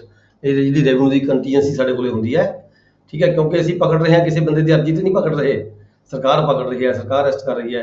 ਇਸ ਕਰਕੇ ਜਿਹਦਾ ਕਿਸੇ ਬੰਦੇ ਦੀ ਡਿਕਰੀ ਹੋਲਡਰ ਦੇ ਬਿਹਾਫ ਤੇ ਅਸੀਂ ਕਿਸੇ ਵਿਅਕਤੀ ਨੂੰ ਅਰੈਸਟ ਕਰਨਾ ਹੋਵੇ, ਫਿਰ ਤਾਂ ਡਿਕਰੀ ਹੋਲਡਰ ਨੂੰ ਕਹਿੰਦੇ ਅਸੀਂ ਵੀ ਤੁਸੀਂ ਖਰਚਾ ਜਮ੍ਹਾਂ ਕਰਵਾਓ, ਪਰ ਇੱਥੇ ਸਰਕਾਰ ਆਪ ਅਰੈਸਟ ਕਰ ਰਹੀ ਹੈ in lieu of defaulter of the land revenue. ਇਸ ਕਰਕੇ ਜਿਹੜੀ ਕੰਟੀਜੈਂਸੀ ਸਰਕਾਰ ਕੋਲੇ ਹੁੰਦੀ ਹੈ, ਤਹਿਸੀਲਦਾਰ ਕੋਲੇ ਕੰਟੀਜੈਂਸੀ ਆਈ ਹੁੰਦੀ ਹੈ ਤੇ ਅਚਾਨਕ ਖਰਚੇ ਇੱਥੇ ਆ ਜਾਂਦੇ ਨੇ, ਉਹਦੇ ਵਿੱਚੋਂ ਜਿਹੜਾ ਹੈਗਾ ਇਹ ਖਰਚਾ ਪੇ ਕੀਤਾ ਜਾਂਦਾ ਹੈ ਜੇਲ੍ਹ ਅਥਾਰਟੀਜ਼ ਨੂੰ।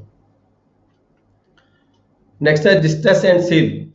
ਡਿਸਟ੍ਰੈਸ ਐਂਡ ਸੇਲ ਮਤਲਬ ਕਿ ਰੋਕ ਕੇ ਰੱਖਣਾ ਤੇ ਸੇਲ ਕਰ ਦੇਣਾ। ਪੈਰਾ 523 ਵੀ ਹੈਗਾ ਇਹਦਾ ਲੈਂਡ ਐਡਮਿਨਿਸਟ੍ਰੇਸ਼ਨ ਮੈਨੂਅਲ ਦਾ। ਪੈਰਾ ਇਹ ਆਪਣੇ ਕੋਲੇ ਹੈਗਾ 19, the forms of the warrants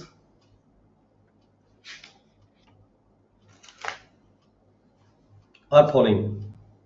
ਜਦੋਂ ਦਫਾ 70 ਦੇ ਤਹਿਤ ਅਸੀਂ ਕੋਈ ਵਾਰੰਟ ਜਾਰੀ ਕਰਦੇ ਹਾਂ, ਠੀਕ ਹੈ, ਤਾਂ ਉਹਦਾ ਫਾਰਮ ਤੁਸੀਂ ਦੇਖੋ ਥੱਲੇ ਤੁਹਾਡੇ ਸਾਹਮਣੇ ਦਿਖ ਰਿਹਾ ਹੋਵੇਗਾ।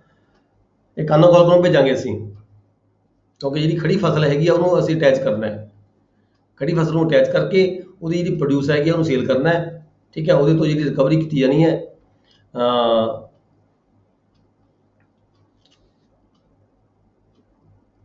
ਕਾਨੋ ਕਾਲ ਨੂੰ ਅਸੀਂ ਵਾਰੰਟ ਭੇਜਿਆ ਜਾਂਦਾ ਹੈ। Warrant for the sale of movable property under section 70। ਕਾਨੂੰਨ ਵਾਲਕਾਂ ਜਦੋਂ ਅਸੀਂ ਭੇਜਦੇ ਨੇ, ਕਾਨੂੰਨ ਵਾਲਕਾ ਮੌਕੇ 'ਤੇ ਜਾ ਕੇ ਆਪਦੀ ਜਿਹੜੀ ਕਾਰਵਾਈ ਹੈਗੀ ਰੋਜ਼ਾਨਾ ਰਫਟ ਦਰਜ ਕਰਕੇ ਜਿਹੜੀ ਪ੍ਰੋਪਰਟੀ ਖੜੀ ਫਸਲ ਹੈ ਉਹਨੂੰ ਅਟੈਚ ਕਰ ਲੈਂਦਾ ਹੈ। ਫਿਰ ਫਰਦਰ ਜਿਹੜੀ ਸੇਲ ਦੀ ਕਾਰਵਾਈ ਹੈਗੀ ਆ ਉਹ ਜਿਵੇਂ ਲੈਂਡ ਰੈਵਨਿਊ ਐਕਟ 'ਚ ਦੱਸਿਆ ਗਿਆ ਹੈਗਾ, ਉਹਦੀਆਂ ਸੇਲ ਦੀਆਂ ਕਾਰਵਾਈਆਂ ਜਿਹੜੀਆਂ ਆਰੰਭ ਕੀਤੀਆਂ ਜਾਂਦੀਆਂ ਨੇ, ਠੀਕ ਹੈ। ਜਿਹੜੀ ਅਮਾਊਂਟ ਹੈਗੀ ਹੈ ਇਹ ਉਸ ਤੋਂ ਬਾਅਦ ਨਾਜ਼ਰ ਕੋਲ ਜਮ੍ਹਾਂ ਕਰਾ ਦਿੱਤੀ ਜਾਂਦੀ ਹੈ ਤਾਂ ਕਿ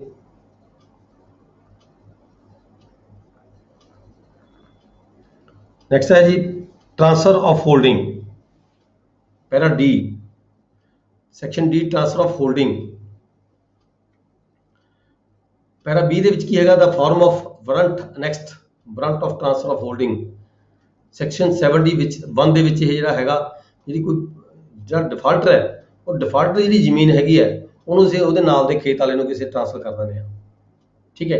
ਇਹਦੇ ਵੀ ਜਿਹੜਾ ਵਾਰੰਟ ਹੈ ਜਾਰੀ ਕਰਦਾ ਹੈ ਡੀਸੀ ਵੱਲੋਂ ਵਾਰੰਟ ਸਾਡੇ ਕੋਲੇ ਆਂਦਾ ਹੈ, ਇਸ਼ੂ ਅਸੀਂ ਕਰਦੇ ਹਾਂ, ਰੈਵਨਿਊ ਆਫਿਸਰ ਵੱਲੋਂ ਇਸ਼ੂ ਕੀਤਾ ਜਾਂਦਾ ਹੈ। ਪਰ ਜਿਹੜੇ ਵਾਰੰਟ ਜਾਰੀ ਹੁੰਦੇ ਨੇ ਤੇ ਨੰਬਰਿੰਗ ਲੱਗੀ ਹੋਈ ਹੁੰਦੀ ਹੈ, ਕਿੰਨੇ ਨੰਬਰ ਵਾਰੰਟ ਹੈਗਾ, ਕਿਹੜੇ ਸੈਕਸ਼ਨ ਜਾਰੀ ਕੀਤਾ ਗਿਆ।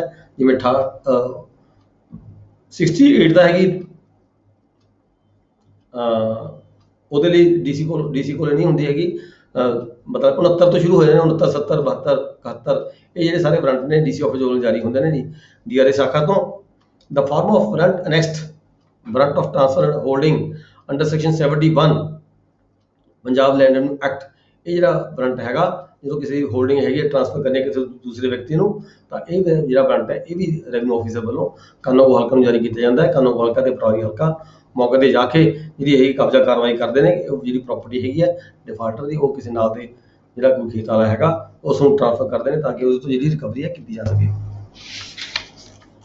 ਇਹ ਵਾਰੰਟ ਦਾ ਪ੍ਰੋਫਾਰਮਾ ਤੁਸੀਂ ਦੇਖ ਰਹੇ ਹੋ ਤੁਹਾਡੇ ਸਾਹਮਣੇ ਪਿਆ ਪੈਰਾ 20 ਦੇ ਵਿੱਚ। ਨੈਕਸਟ ਹੈ report of the tehsildar. The report of transfer under section 71 of the Punjab land revenue 87 shall be in the following form and shall be forwarded to the commissioner of the division। ਆ ਜਿਹੜਾ ਪੈਰਾ ਹੈਗਾ farm ਹੈਗਾ 1 ਤੋਂ ਲੈ ਕੇ 13 ਤੱਕ, ਇਹਦੇ ਵਿੱਚ ਇਹ ਸਾਰੀ ਜਿਹੜੀ ਜਿੰਨੀਆਂ ਵੀ ਹੈਗੀਆਂ ਟ੍ਰਾਂਸਫਰ ਕੀਤੀਆਂ ਜਾਂਦੀਆਂ ਨੇ ਸਾਡੇ ਵੱਲੋਂ ਤਹਿਸੀਲ ਵੱਲੋਂ, ਉਹ ਸਾਰੀਆਂ ਟ੍ਰਾਂਸਫਰ ਜਿਹੜੀਆਂ ਹੈਗੀਆਂ ਨੇ, ਰਿਪੋਰਟ ਆਫ ਟ੍ਰਾਂਸਫਰਸ ਕਿੰਨੀਆਂ ਵੀ ਲੈਂਡ ਜਿਹੜੀਆਂ ਟ੍ਰਾਂਸਫਰ ਕੀਤੀਆਂ ਗਈਆਂ ਨੇ ਇਸ ਮਦ ਦੇ ਅਧੀਨ, ਠੀਕ ਹੈ, ਉਹਨਾਂ ਸਾਰਿਆਂ ਦੀ ਜਿਹੜੀ ਰਿਪੋਰਟ ਹੈ ਕਲੈਕਟ ਕਰਕੇ ਜਿਹੜਾ ਇਹ ਪ੍ਰੋਫਾਰਮਾ ਹੁੰਦਾ ਹੈ, ਜਿਹਦੇ 1 ਤੋਂ ਲੈ ਕੇ 13 ਤੱਕ ਕਾਲਮ ਹੈਗੇ ਨੇ, ਇਹ ਭਰ ਕੇ ਜਿਹੜੇ ਕਮਿਸ਼ਨਰ ਨੂੰ ਭੇਜੇ ਜਾਂਦੇ ਨੇ, ਤਹਿਸੀਲਦਾਰ ਤੋਂ ਡੀਸੀ ਤੋਂ ਕਮਿਸ਼ਨਰ ਅੱਗੇ। ਨੈਕਸਟ ਹੈ attachment of the state or holding. Attachment of estate or holding, ਪਹਿਲਾਂ ਅਸੀਂ ਗੱਲ ਕੀਤੀ ਸੀਗੀ ਖੜੀ ਫਸਲ ਨੂੰ ਵੇਚਣਾ, ਅਟੈਚ ਕਰ ਖੜੀ ਫਸਲ ਨੂੰ ਡਿਟੇਨ ਕਰਕੇ ਵੇਚਣਾ।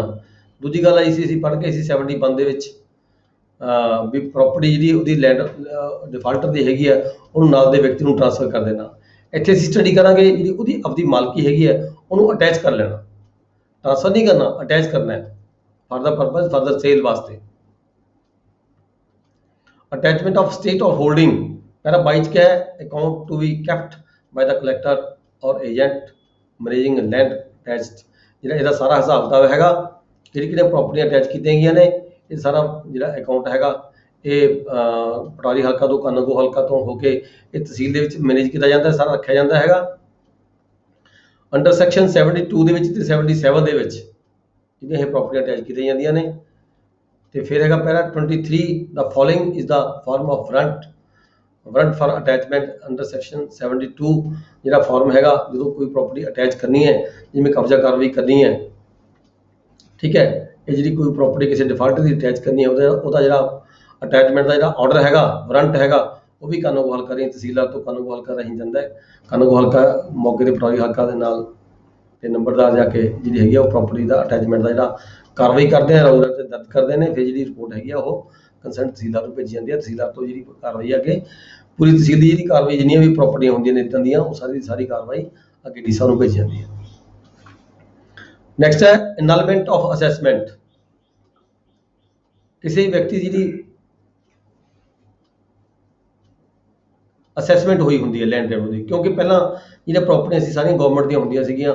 ਗਵਰਨਮੈਂਟ ਪ੍ਰਾਪਰਟੀ ਵਾਹਨ ਦੇ ਇਵਜ਼ ਦੇ ਵਿੱਚ ਜਿਹੜਾ ਹੈਗਾ ਜਿਹੜੇ ਕਾਸ਼ਤਕਾਰ ਸੀ, ਕਾਸ਼ਤਕਾਰਾਂ ਤੋਂ ਕੁਝ ਅਮਾਊਂਟ ਐਜ ਏ ਰੈਂਟ ਲੈਂਦੀ ਸੀਗੀ, ਪਰ ਬਾਅਦ ਦੇ ਵਿੱਚ ਜਿਹੜਾ ਇਹ ਅਮਾਊਂਟਾਂ ਲੈਣੀਆਂ ਮੁਸ਼ਕਿਲ ਹੋ ਗਈਆਂ ਤੇ ਇਨ ਕਾਈਂਡ ਇਨ ਕੈਸ਼ ਦਿੱਕਤਾਂ ਆਉਣ ਲੱਗੀਆਂ, ਤਾਂ ਫਿਰ ਇਹ ਨਵਾਂ ਤਰੀਕਾ ਅਪਣਾਇਆ ਗਿਆ ਵੀ ਸਾਰੀਆਂ ਦੀ ਜ਼ਮੀਨਾਂ ਦੀ ਜਿਹੜੀ ਅਸੈਸਮੈਂਟ ਕਰਕੇ ਤੇ ਲੋਕਾਂ ਨੂੰ ਜਿਹੜੇ ਬਣਦੇ ਸੀ ਉਹਨਾਂ ਨੂੰ ਮਾਲਕੀ ਦੇ ਹੱਕ ਦੇ ਕੇ ਤੇ ਉਹਨਾਂ ਤੋਂ ਕੈਸ਼ ਦੇ ਵਿੱਚ ਜਿਹੜਾ ਹੈਗਾ ਲੈਂਡ ਨੂੰ ਇਕੱਠਾ ਕੀਤਾ ਜਾਣ ਲੱਗਿਆ। ਹੁਣ ਇਹਦੇ ਵਿੱਚ ਕੀ ਹੈ, ਇਹ ਜਿਹੜਾ ਸੈਕਸ਼ਨ F ਹੈਗਾ ਇਹਦੇ ਵਿੱਚ ਕਿਹਾ ਗਿਆ ਵੀ ਜੇ ਕੋਈ ਮਾਲਕ ਕੋਈ ਓਨਰ ਜੇ ਕੋਈ ਕਿਸੇ ਵੀ ਢੰਗ ਤਰੀਕੇ ਦੇ ਨਾਲ ਕੋਈ ਉਹ ਜਿਹੜਾ ਹੈਗਾ ਲੈਂਡ ਨੂੰ ਪੇ ਨਹੀਂ ਕਰਦਾ ਹੈਗਾ, ਤਾਂ ਜਿਹੜੀ ਸਰਕਾਰ ਕੋਲੇ ਅਥਾਰਟੀ ਹੈਗੀ ਹੈ, ਜਿਹੜੀ ਉਹਦੀ ਅਸੈਸਮੈਂਟ ਕੀਤੀ ਗਈ ਹੈ ਉਹਨੂੰ ਅਨਲ ਵੀ ਕੀਤਾ ਜਾ ਸਕਦਾ ਹੈ, ਰੱਦ ਵੀ ਕੀਤਾ ਜਾ ਸਕਦਾ ਹੈ। ਜਦੋਂ ਕੋਈ ਕਿਸੇ ਦੀ ਜਿਹੜੀ ਅਸੈਸਮੈਂਟ ਹੈ ਰੱਦ ਹੋ ਜਾਂਦੀ ਹੈ ਤਾਂ ਪ੍ਰਾਪਰਟੀ ਵੈਸਟ ਇਨ ਦਾ ਗਵਰਨਮੈਂਟ ਜਿਹੜੀ ਜ਼ਮੀਨ ਆ ਉਹ ਸਰਕਾਰ ਦੇ ਖਾਤੇ 'ਚ ਆ ਜਾਂਦੀ ਹੈ, ਠੀਕ ਹੈ। ਇਹਦੇ ਨਾਲ ਜਿਹੜੇ ਹੈਗੇ ਸਾਡੇ LAM ਦੇ ਜਿਹੜੇ ਪੈਰਾ 529 ਤੋਂ ਲੈ ਕੇ 536 ਉਹ ਵੀ ਡੀਲ ਕਰਦੇ ਹੈਗੇ ਆ। ਫਿਰ ਜਦੋਂ ਇੱਦਾਂ ਦੀ ਪ੍ਰਾਪਰਟੀ ਕੋਈ ਅਨਲ ਹੋ ਜਾਂਦੀ ਹੈ, ਫਿਰ ਇਸ ਨੂੰ ਜਿਹੜੀ ਸਰਕਾਰ ਹੈਗੀ ਆ ਉਹ ਡਾਇਰੈਕਟਲੀ ਤੌਰ ਤੇ ਜਿਹੜੀ ਡੀਲ ਕਰਦੀ ਹੈ, ਉਹਦੀ ਖੇਤੀਬਾੜੀ ਦੇ ਜਿਹੜੇ ਪ੍ਰਬੰਧ ਹੈਗੇ ਨੇ ਉਹ ਸਰਕਾਰ ਦੇ ਪੱਧਰ ਤੇ ਕੀਤੇ ਜਾਂਦੇ ਨੇ, ਸਰਕਾਰ ਦੀ ਏਜੰਸੀ ਹੈਗੀ ਹੈ ਉਹਦੇ ਰਾਹੀਂ ਕੀਤੇ ਜਾਂਦੇ ਨੇ। Form of application for the annulment under section 73, ਜਦੋਂ ਕੋਈ ਅਨਲਮੈਂਟਸ ਐਸੀਆਂ ਹੁੰਦੀਆਂ ਨੇ, ਜਿਹੜਾ ਉਹਦਾ 1 ਤੋਂ ਲੈ ਕੇ 13 ਤੱਕ ਜਿਹੜਾ ਕਾਲਮ ਬਣਿਆ ਹੋਇਆ ਹੈਗਾ, form of application for the annulment of assessment and management under section 73, ਕਿਵੇਂ ਕਿਵੇਂ ਇਹਦੀ ਮੈਨੇਜਮੈਂਟ ਕੀਤੀ ਜਾ ਰਹੀ ਹੈ, ਤਹਿਸੀਲ ਦੇ ਵਿੱਚ ਕਿਹੜੀਆਂ ਪ੍ਰਾਪਰਟੀਆਂ ਸੀ ਇਹਨਾਂ ਦੀ ਜਿਹੜੀ ਅਸੈਸਮੈਂਟ ਹੈ ਰੱਦ ਕੀਤੀ ਗਈ ਹੈ, ਉਹਦਾ ਸਾਰਾ ਜਿਹੜਾ ਵੇਰਵਾ ਹੈਗਾ, ਇਹ ਜਿਹੜਾ ਫਾਰਮ ਤੁਹਾਡੇ ਕੋਲ ਹੈਗਾ ਦੇਖਦੇ ਹੋ ਤੁਹਾਡੇ ਸਾਹਮਣੇ ਪਿਆ, 1 ਤੋਂ ਲੈ ਕੇ 13 ਜਿਹੜੇ ਕਾਲਮ ਹੈਗੇ ਆ ਇਹ ਭਰ ਕੇ ਭੇਜਿਆ ਜਾਂਦਾ ਹੈ। ਠੀਕ ਹੈ, ਇਹਦੀ ਜਿਹੜੀ ਮੈਨੇਜਮੈਂਟ ਹੈ ਡਾਇਰੈਕਟ ਮੈਨੇਜਮੈਂਟ ਹੁੰਦੀ ਹੈ, ਕਿਉਂਕਿ ਸਰਕਾਰ ਹੀ ਇਹਦੀ ਜਿਹੜੀ ਅੱਗੇ ਫਸਲ ਬਿਜਵਾਉਂਦੀ ਹੈ, ਠੇਕੇ ਦੇ ਦੇਵੇ, ਜੋ ਮਰਜ਼ੀ ਕਰੇ ਹੈਗੇ, ਡਾਇਰੈਕਟ ਮੈਨੇਜਮੈਂਟ ਕਰੇ, ਜਮ੍ਹਾਂਬੰਦੀ for the direct management land.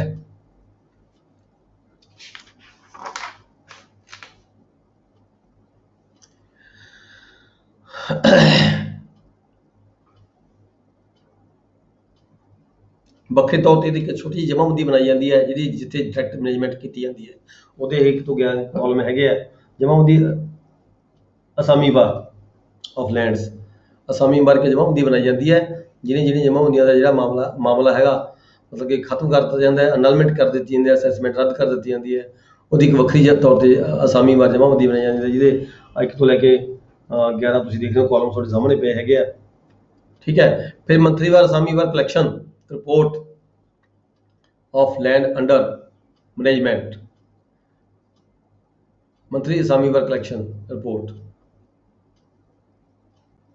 Monthly ਵੀ ਅਸਾਮੀਵਾਰ ਜਿਹੜੀ ਕੋਈ ਕਲੈਕਸ਼ਨ ਉਹਦੇ ਵਿੱਚ ਹੁੰਦੀ ਹੈਗੀ ਹੈ, ਉਹਦੀ ਵੀ ਰਿਪੋਰਟ ਜਿਹੜੀ ਹੈ ਡਾਇਰੈਕਟ ਮੈਨੇਜਮੈਂਟ ਜਿਹੜੀ ਪ੍ਰਾਪਰਟੀ ਦੀ ਜੀ ਅਸੈਸਮੈਂਟ ਰੱਦ ਹੈ, ਉਹਦਾ ਵੀ ਇੱਕ ਕਾਲਮ ਬਣਾਇਆ ਗਿਆ 13 ਨੰਬਰ ਪਰਫਾਰਮਾ, 1 ਤੋਂ ਲੈ ਕੇ 13 ਜਿਹੜੇ ਕਾਲਮ ਹੈਗੇ ਇਹ ਵੀ ਭਰ ਕੇ ਨਾਲ ਸਰਕਾਰ ਨੂੰ ਭੇਜੀ ਜਾਂਦੇ ਨੇ।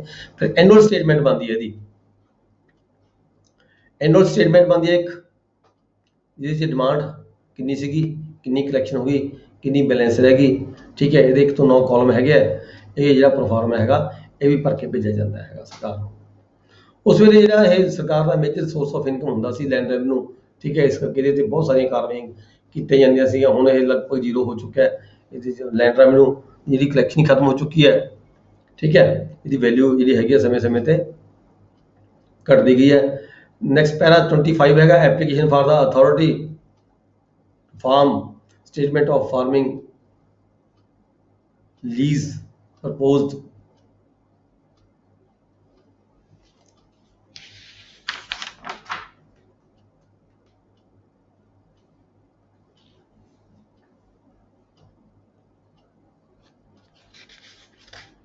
ਇਹੋ ਹੀ ਦੱਸਿਆ ਜੀ ਜਿਨ੍ਹਾਂ ਦੀ ਪ੍ਰਾਪਰਟੀ ਦੀ ਅਸੈਸਮੈਂਟ ਰੱਦ ਕਰ ਦਿੱਤੀ ਹੁੰਦੀ ਹੈ, ਉਹਨੂੰ ਫਰਦਰ ਅਸੀਂ ਜਦੋਂ ਲੀਜ਼ ਤੇ ਦਿੰਦੇ ਹਾਂ ਕਿਸੇ ਨੂੰ, ਜਿਹੜਾ ਉਹਦਾ ਸਾਰਾ ਵੇਰਵਾ ਹੈਗਾ 1 ਤੋਂ ਲੈ ਕੇ 16 ਤੱਕ ਕਾਲਮ ਬਣਾਏ ਗਏ ਹੈਗੇ ਆ, ਇਹ ਜਿਹੜਾ ਇਸ ਕਾਲਮ 'ਚ ਇਸ ਵੇਰਵਾ ਜਿਹੜਾ ਸਰਕਾਰ ਨੂੰ ਭੇਜਿਆ ਜਾਂਦਾ ਹੈ। ਨੈਕਸਟ ਹੈ 26 ਪੈਰਾ, ਸਿਕਿਉਰਿਟੀ ਟੂ ਬੀ ਡਿਮਾਂਡਡ,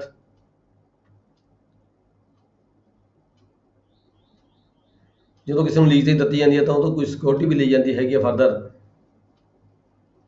ਪੈਰਾ 27 ਹੈ, right of survivorship when farm is held by several persons, ਜਦੋਂ ਜਿਹੜੇ ਇਹ ਰਾਈਟਸ ਤੇ ਕਿਸੇ ਨੂੰ ਇਹ ਪ੍ਰਾਪਰਟੀ ਲੀਜ਼ ਤੇ ਦਿੱਤੀ ਜਾਂਦੀ ਹੈ। ਠੀਕ ਹੈ, ਉਹਦੀ ਕਿਸੇ ਦੀ ਜਿਹੜਾ ਲੈਸੀ ਹੁੰਦਾ ਉਹਦੀ ਡੈਥ ਹੋ ਜਾਂਦੀ ਹੈ, ਤਾਂ ਉਹਦੇ ਜਿਹੜੇ ਵਾਰਸ ਹੈਗੇ ਆ then they are equally responsible ਵੀ ਹੁੰਦੇ ਨੇ, ਟਾਈਟਲ ਵੀ ਉਹਨਾਂ ਦਾ ਇੰਟਾਈਟਲ ਵੀ ਹੁੰਦਾ, ਰਿਸਪੌਂਸੀਬਿਲਿਟੀ ਵੀ ਬਣਦੀ ਹੈ।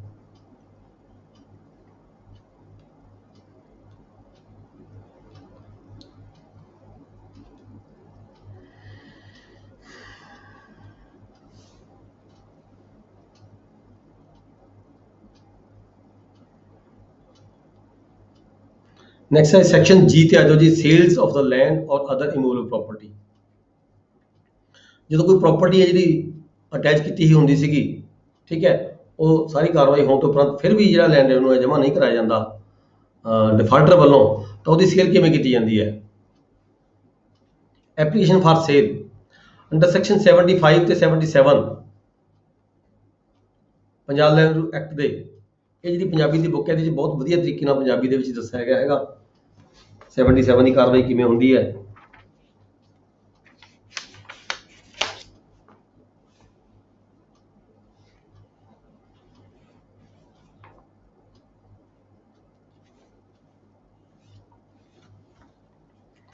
ਪੈਰਾ 276 ਦੇ ਉੱਪਰ ਜੇ ਤੁਹਾਡੇ ਕੋਲ ਕਿਸੇ ਕੋਲ ਬੁੱਕ ਹੈਗੀ ਹੈ ਪੈਰਾ 276 276 ਦਾ ਜਿਹੜਾ ਐਚ ਕਾਲਮ ਹੈਗਾ ਬਾਕੀਦਾਰ ਦੀ ਹੋਰ ਅਚਲ ਜਾਇਦਾਦ ਦੇ ਖਿਲਾਫ ਕਾਰਵਾਈ ਕਰਨਾ। ਠੀਕ ਹੈ। ਪੰਜਾਬ ਲੈਂਡ ਰੈਵਨਿਊ ਐਕਟ 1887 ਦੀ ਧਾਰਾ 75 ਮੁਤਾਬਕ ਜੇਕਰ ਉਪਰੋਕਤ ਢੰਗਾਂ ਦੇ ਰਾਹੀਂ ਵਸੂਲੀ ਨਾ ਹੋ ਸਕੇ ਜਾਂ ਕਮਿਸ਼ਨਰ ਚਾਹੇ ਤਾਂ ਕਲੈਕਟਰ ਬਾਕੀਦਾਰ ਦੀ ਹੋਰ ਜਾਇਦਾਦ ਤੋਂ ਵੀ ਇਸ ਐਕਟ ਦੀ ਅਧੀਨ ਵਸੂਲੀ ਕਰ ਸਕਦਾ ਹੈ।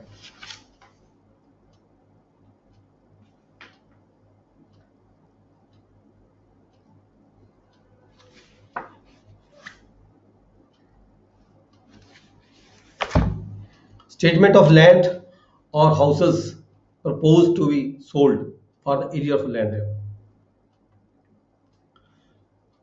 ਇਹ ਜਿਹੜਾ ਪਰਫਾਰਮ ਆਪਾਂ ਦੇਖ ਰਹੇ ਹਾਂ ਇੱਕ ਦੇ 1 ਤੋਂ 7 ਤੇ ਫਿਰ 8 ਤੋਂ 16 ਜਿਹੜੇ ਕਾਲਮ ਹੈਗੇ ਨੇ, ਜਦੋਂ ਕੋਈ ਪ੍ਰਾਪਰਟੀਆਂ ਇਦਾਂ ਦੀਆਂ ਜਿਹੜੀਆਂ ਵੇਚੀਆਂ ਜਾਂਦੀਆਂ ਨੇ for the recovery of land revenue, ਠੀਕ ਹੈ, ਤਾਂ ਜਿਹੜੀ ਉਹਦੀ ਸਟੇਟਮੈਂਟ ਹੈਗੀ ਹੈ ਉਹ ਇਸ ਪਰਫਾਰਮੇ ਦੇ ਵਿੱਚ ਪੈਰਾ 31 ਦੇ ਵਿੱਚ ਅਧੀਨ ਸੇਲਸ ਆਫ ਲੈਂਡ ਔਰ ਅਦਰ ਇਮੂਵੇਬਲ ਪ੍ਰਾਪਰਟੀ ਦੇ ਵਿੱਚ ਭਰ ਕੇ ਭੇਜੀ ਜਾਂਦੀ ਹੈ।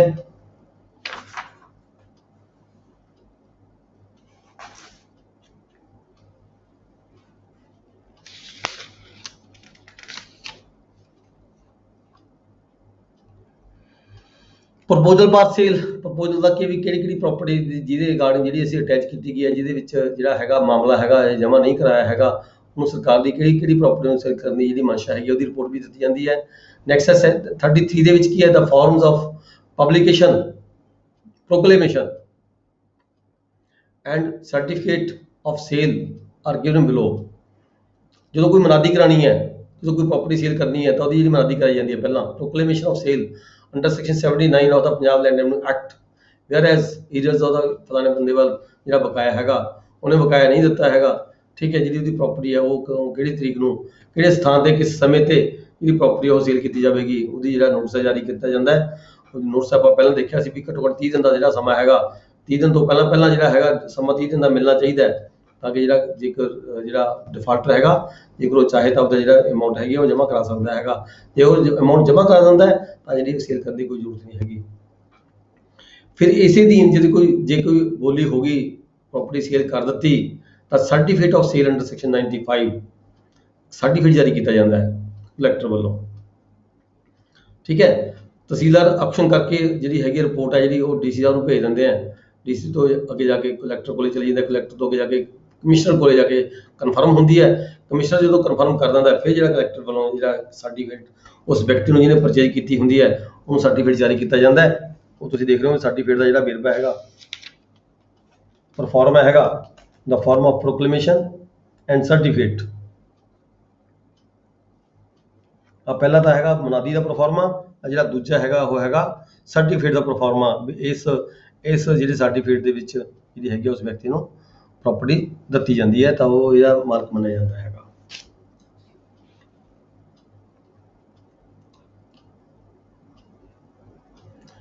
ਨੈਕਸਟ ਆ ਗਿਆ ਸਟੈਂਡਿੰਗ ਆਰਡਰ ਨੰਬਰ 30।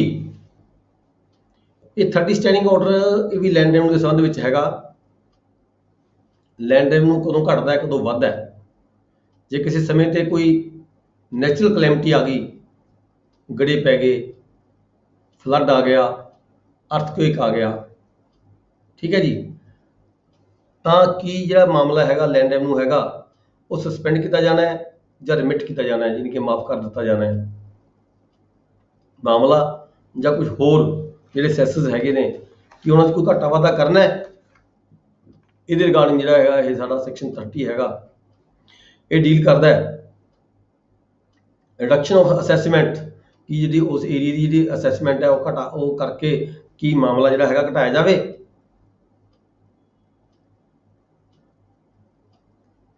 ਜੇ ਉੱਥੇ ਕੋਈ ਉਸ ਏਰੀਆ ਦੇ ਵਿੱਚ ਕੋਈ ਨੈਚੁਰਲ ਕਲੈਮਿਟੀ ਆ ਗਈ ਤਾਂ ਇਹ ਜਨਰਲ ਸੈਕਸ਼ਨਸ ਕੀ ਕਹਿੰਦੀਆਂ ਨੇ। ਸੈਕਸ਼ਨ ਏ ਹੈ ਜਨਰਲ ਸੈਕਸ਼ਨ ਦਾ। ਜਨਰਲ ਸੈਕਸ਼ਨ ਦੇ ਵਿੱਚ ਹੈਗਾ ਵੀ reports of the suspension and remission of land revenue. Para 1 ਦੇ ਵਿੱਚ ਕਿਹਾ ਹੈਗਾ ਜਿਹੜੀਆਂ ਰਿਪੋਰਟਸ ਹੈਗੀਆਂ ਦੀਆਂ collection of suspend land revenue, ਜੋ ਕੋਈ ਮਾਮਲਾ ਜਿਹੜਾ ਹੈਗਾ ਪਹਿਲਾਂ ਸਸਪੈਂਡ ਕੀਤਾ ਗਿਆ ਸੀਗਾ, ਠੀਕ ਹੈ, ਉਹਦੀ ਕਲੈਕਸ਼ਨ ਕੀਤੀ ਜਾ ਰਹੀ ਹੈ। ਜਿਹੜੀ ਉਹਦੀ ਰਿਪੋਰਟ ਹੈਗੀ ਹੈ reports of suspension and remission of the land revenue. Collection ਜਿਹੜੀ ਹੈਗੀ ਕੀਤੀ ਗਈ ਕਿ ਜਿਹੜਾ ਮਾਮਲਾ ਪਹਿਲਾਂ ਸਸਪੈਂਡ ਕੀਤਾ ਗਿਆ ਸੀ ਉਹਦੀ ਕਲੈਕਸ਼ਨ ਹੋ ਗਈ ਜਾਂ ਨਹੀਂ ਹੋਈ, ਇਹਦੀ ਜਿਹੜੀ ਰਿਪੋਰਟ ਹੈਗੀ ਹੈ ਉਹ ਵੀ ਕੰਸਰਨ ਤਹਿਸੀਲਦਾਰ ਵੱਲੋਂ ਭੇਜੀ ਜਾਂਦੀ ਹੈ। ਵੀ prepared in proforma A B ਤੇ C, ਇਹ ਇੱਕ ਪਰਫਾਰਮਾ ਹੈਗਾ, ਫਾਰਮ ਬਣਿਆ ਹੋਇਆ ਹੈਗਾ A B ਤੇ C, ਇਹਦੇ ਵਿੱਚ ਰਿਪੋਰਟ ਜਾਂਦੀ ਹੈ।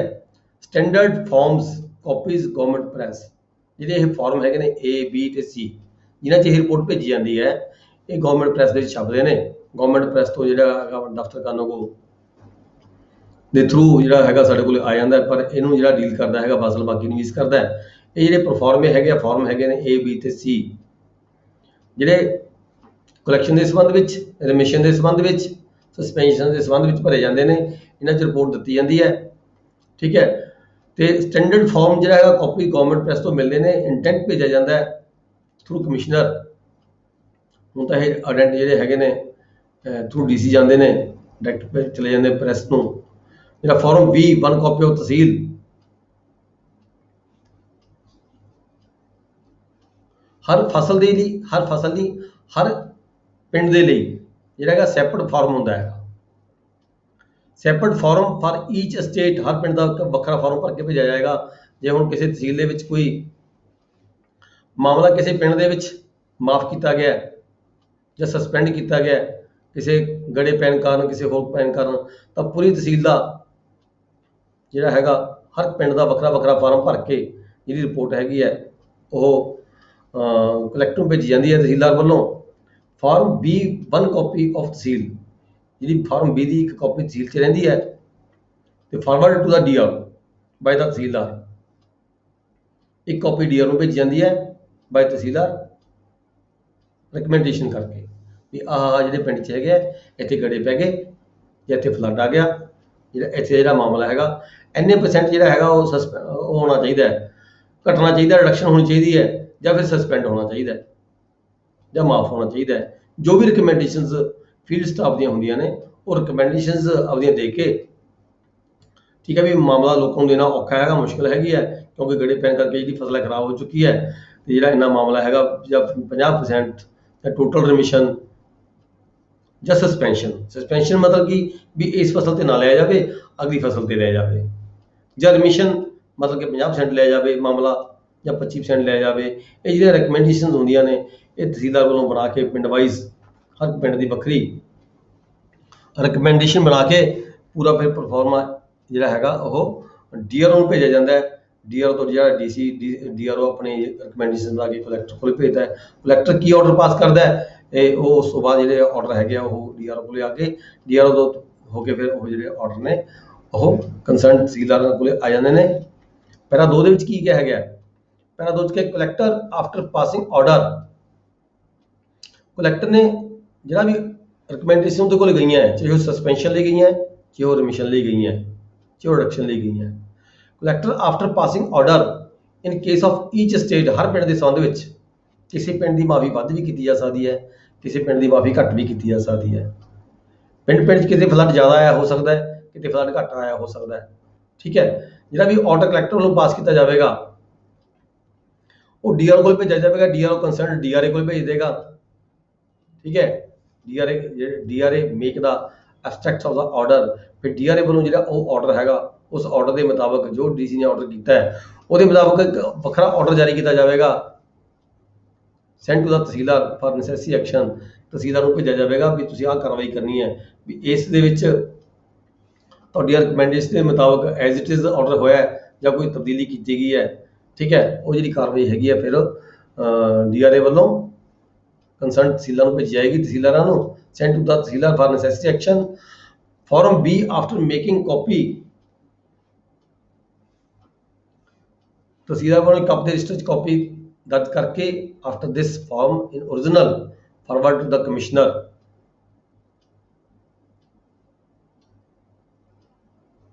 ਇਹ ਜਿਹੜਾ ਫਾਰਮ B ਹੁੰਦਾ ਇਹ ਹੁੰਦਾ ਰਿਗਾਰਡਿੰਗ ਅਸੈਸਮੈਂਟ, ਵੀ ਅਸੈਸਮੈਂਟ ਕਰਕੇ ਜਿਹੜਾ ਮਾਮਲਾ ਹੈਗਾ ਇਸ ਪਿੰਡ ਦਾ ਘਟਾਇਆ ਜਾਵੇ, ਇਨ ਫਿਊਚਰ ਘਟਾਇਆ ਜਾਵੇ, ਮਤਲਬ ਜਿੰਨਾ ਮਾਮਲਾ ਹੈਗਾ ਉਹਦੇ 'ਚ ਰਿਡਕਸ਼ਨ ਕੀਤੀ ਜਾਵੇ, ਅਸੈਸਮੈਂਟ ਦੁਬਾਰਾ ਕਰਵਾਈ ਜਾਵੇ। ਇਹ ਫਾਰਮ B ਹੁੰਦਾ ਹੈ। ਇਸ ਫਾਰਮ ਨੂੰ ਭਰ ਕੇ ਜੇਕਰ ਜਿਹੜਾ ਹੈਗਾ ਇਹਦੇ ਓਰੀਜਨਲ ਜਿਹੜਾ ਫਾਰਮ ਹੈਗਾ ਇਹ ਫਾਰਵਰਡ ਕੀਤਾ ਜਾਵੇਗਾ ਡੀਸੀ ਥਰੂ ਕਮਿਸ਼ਨਰ ਨੂੰ, ਜਿਹੜੇ ਅਸੈਸਮੈਂਟ ਸਰਕਲ ਦੇ ਨਾਲ ਸੰਬੰਧਿਤ ਹੈਗਾ ਉਸ ਅਸੈਸਮੈਂਟ ਦਾ ਸਰਕਲ ਦਾ ਨਾਮ ਪਾ ਕੇ, ਠੀਕ ਹੈ, ਇਹ ਫਾਰਮ ਭਰ ਕੇ ਜੇ ਮਾਮਲੇ ਦੇ ਤੁਸੀਂ ਅਸੈਸਮੈਂਟ ਦੇ ਰਾਹੀਂ ਰਿਡਕਸ਼ਨ ਕਰਵਾਉਣਾ ਚਾਹੁੰਦੇ ਹੋ ਕੰਸਰਨਡ ਤਹਿਸੀਲਦਾਰ, ਠੀਕ ਹੈ, ਤਾਂ ਫਾਰਮ 20 ਭੇਜਿਆ ਜਾਂਦਾ ਹੈ, ਉਹਦੀ ਕਾਪੀ ਤਹਿਸੀਲ 'ਚ ਵੀ ਰਹਿੰਦੀ ਹੈ ਤੇ ਇੱਕ ਅਸਲ ਕਾਪੀ ਜਿਹੜੀ ਹੈਗੀ ਹੈ ਉਹ ਕਮਿਸ਼ਨਰ ਨੂੰ ਭੇਜੀ ਜਾਂਦੀ ਹੈ ਥਰੂ ਕਲੈਕਟਰ।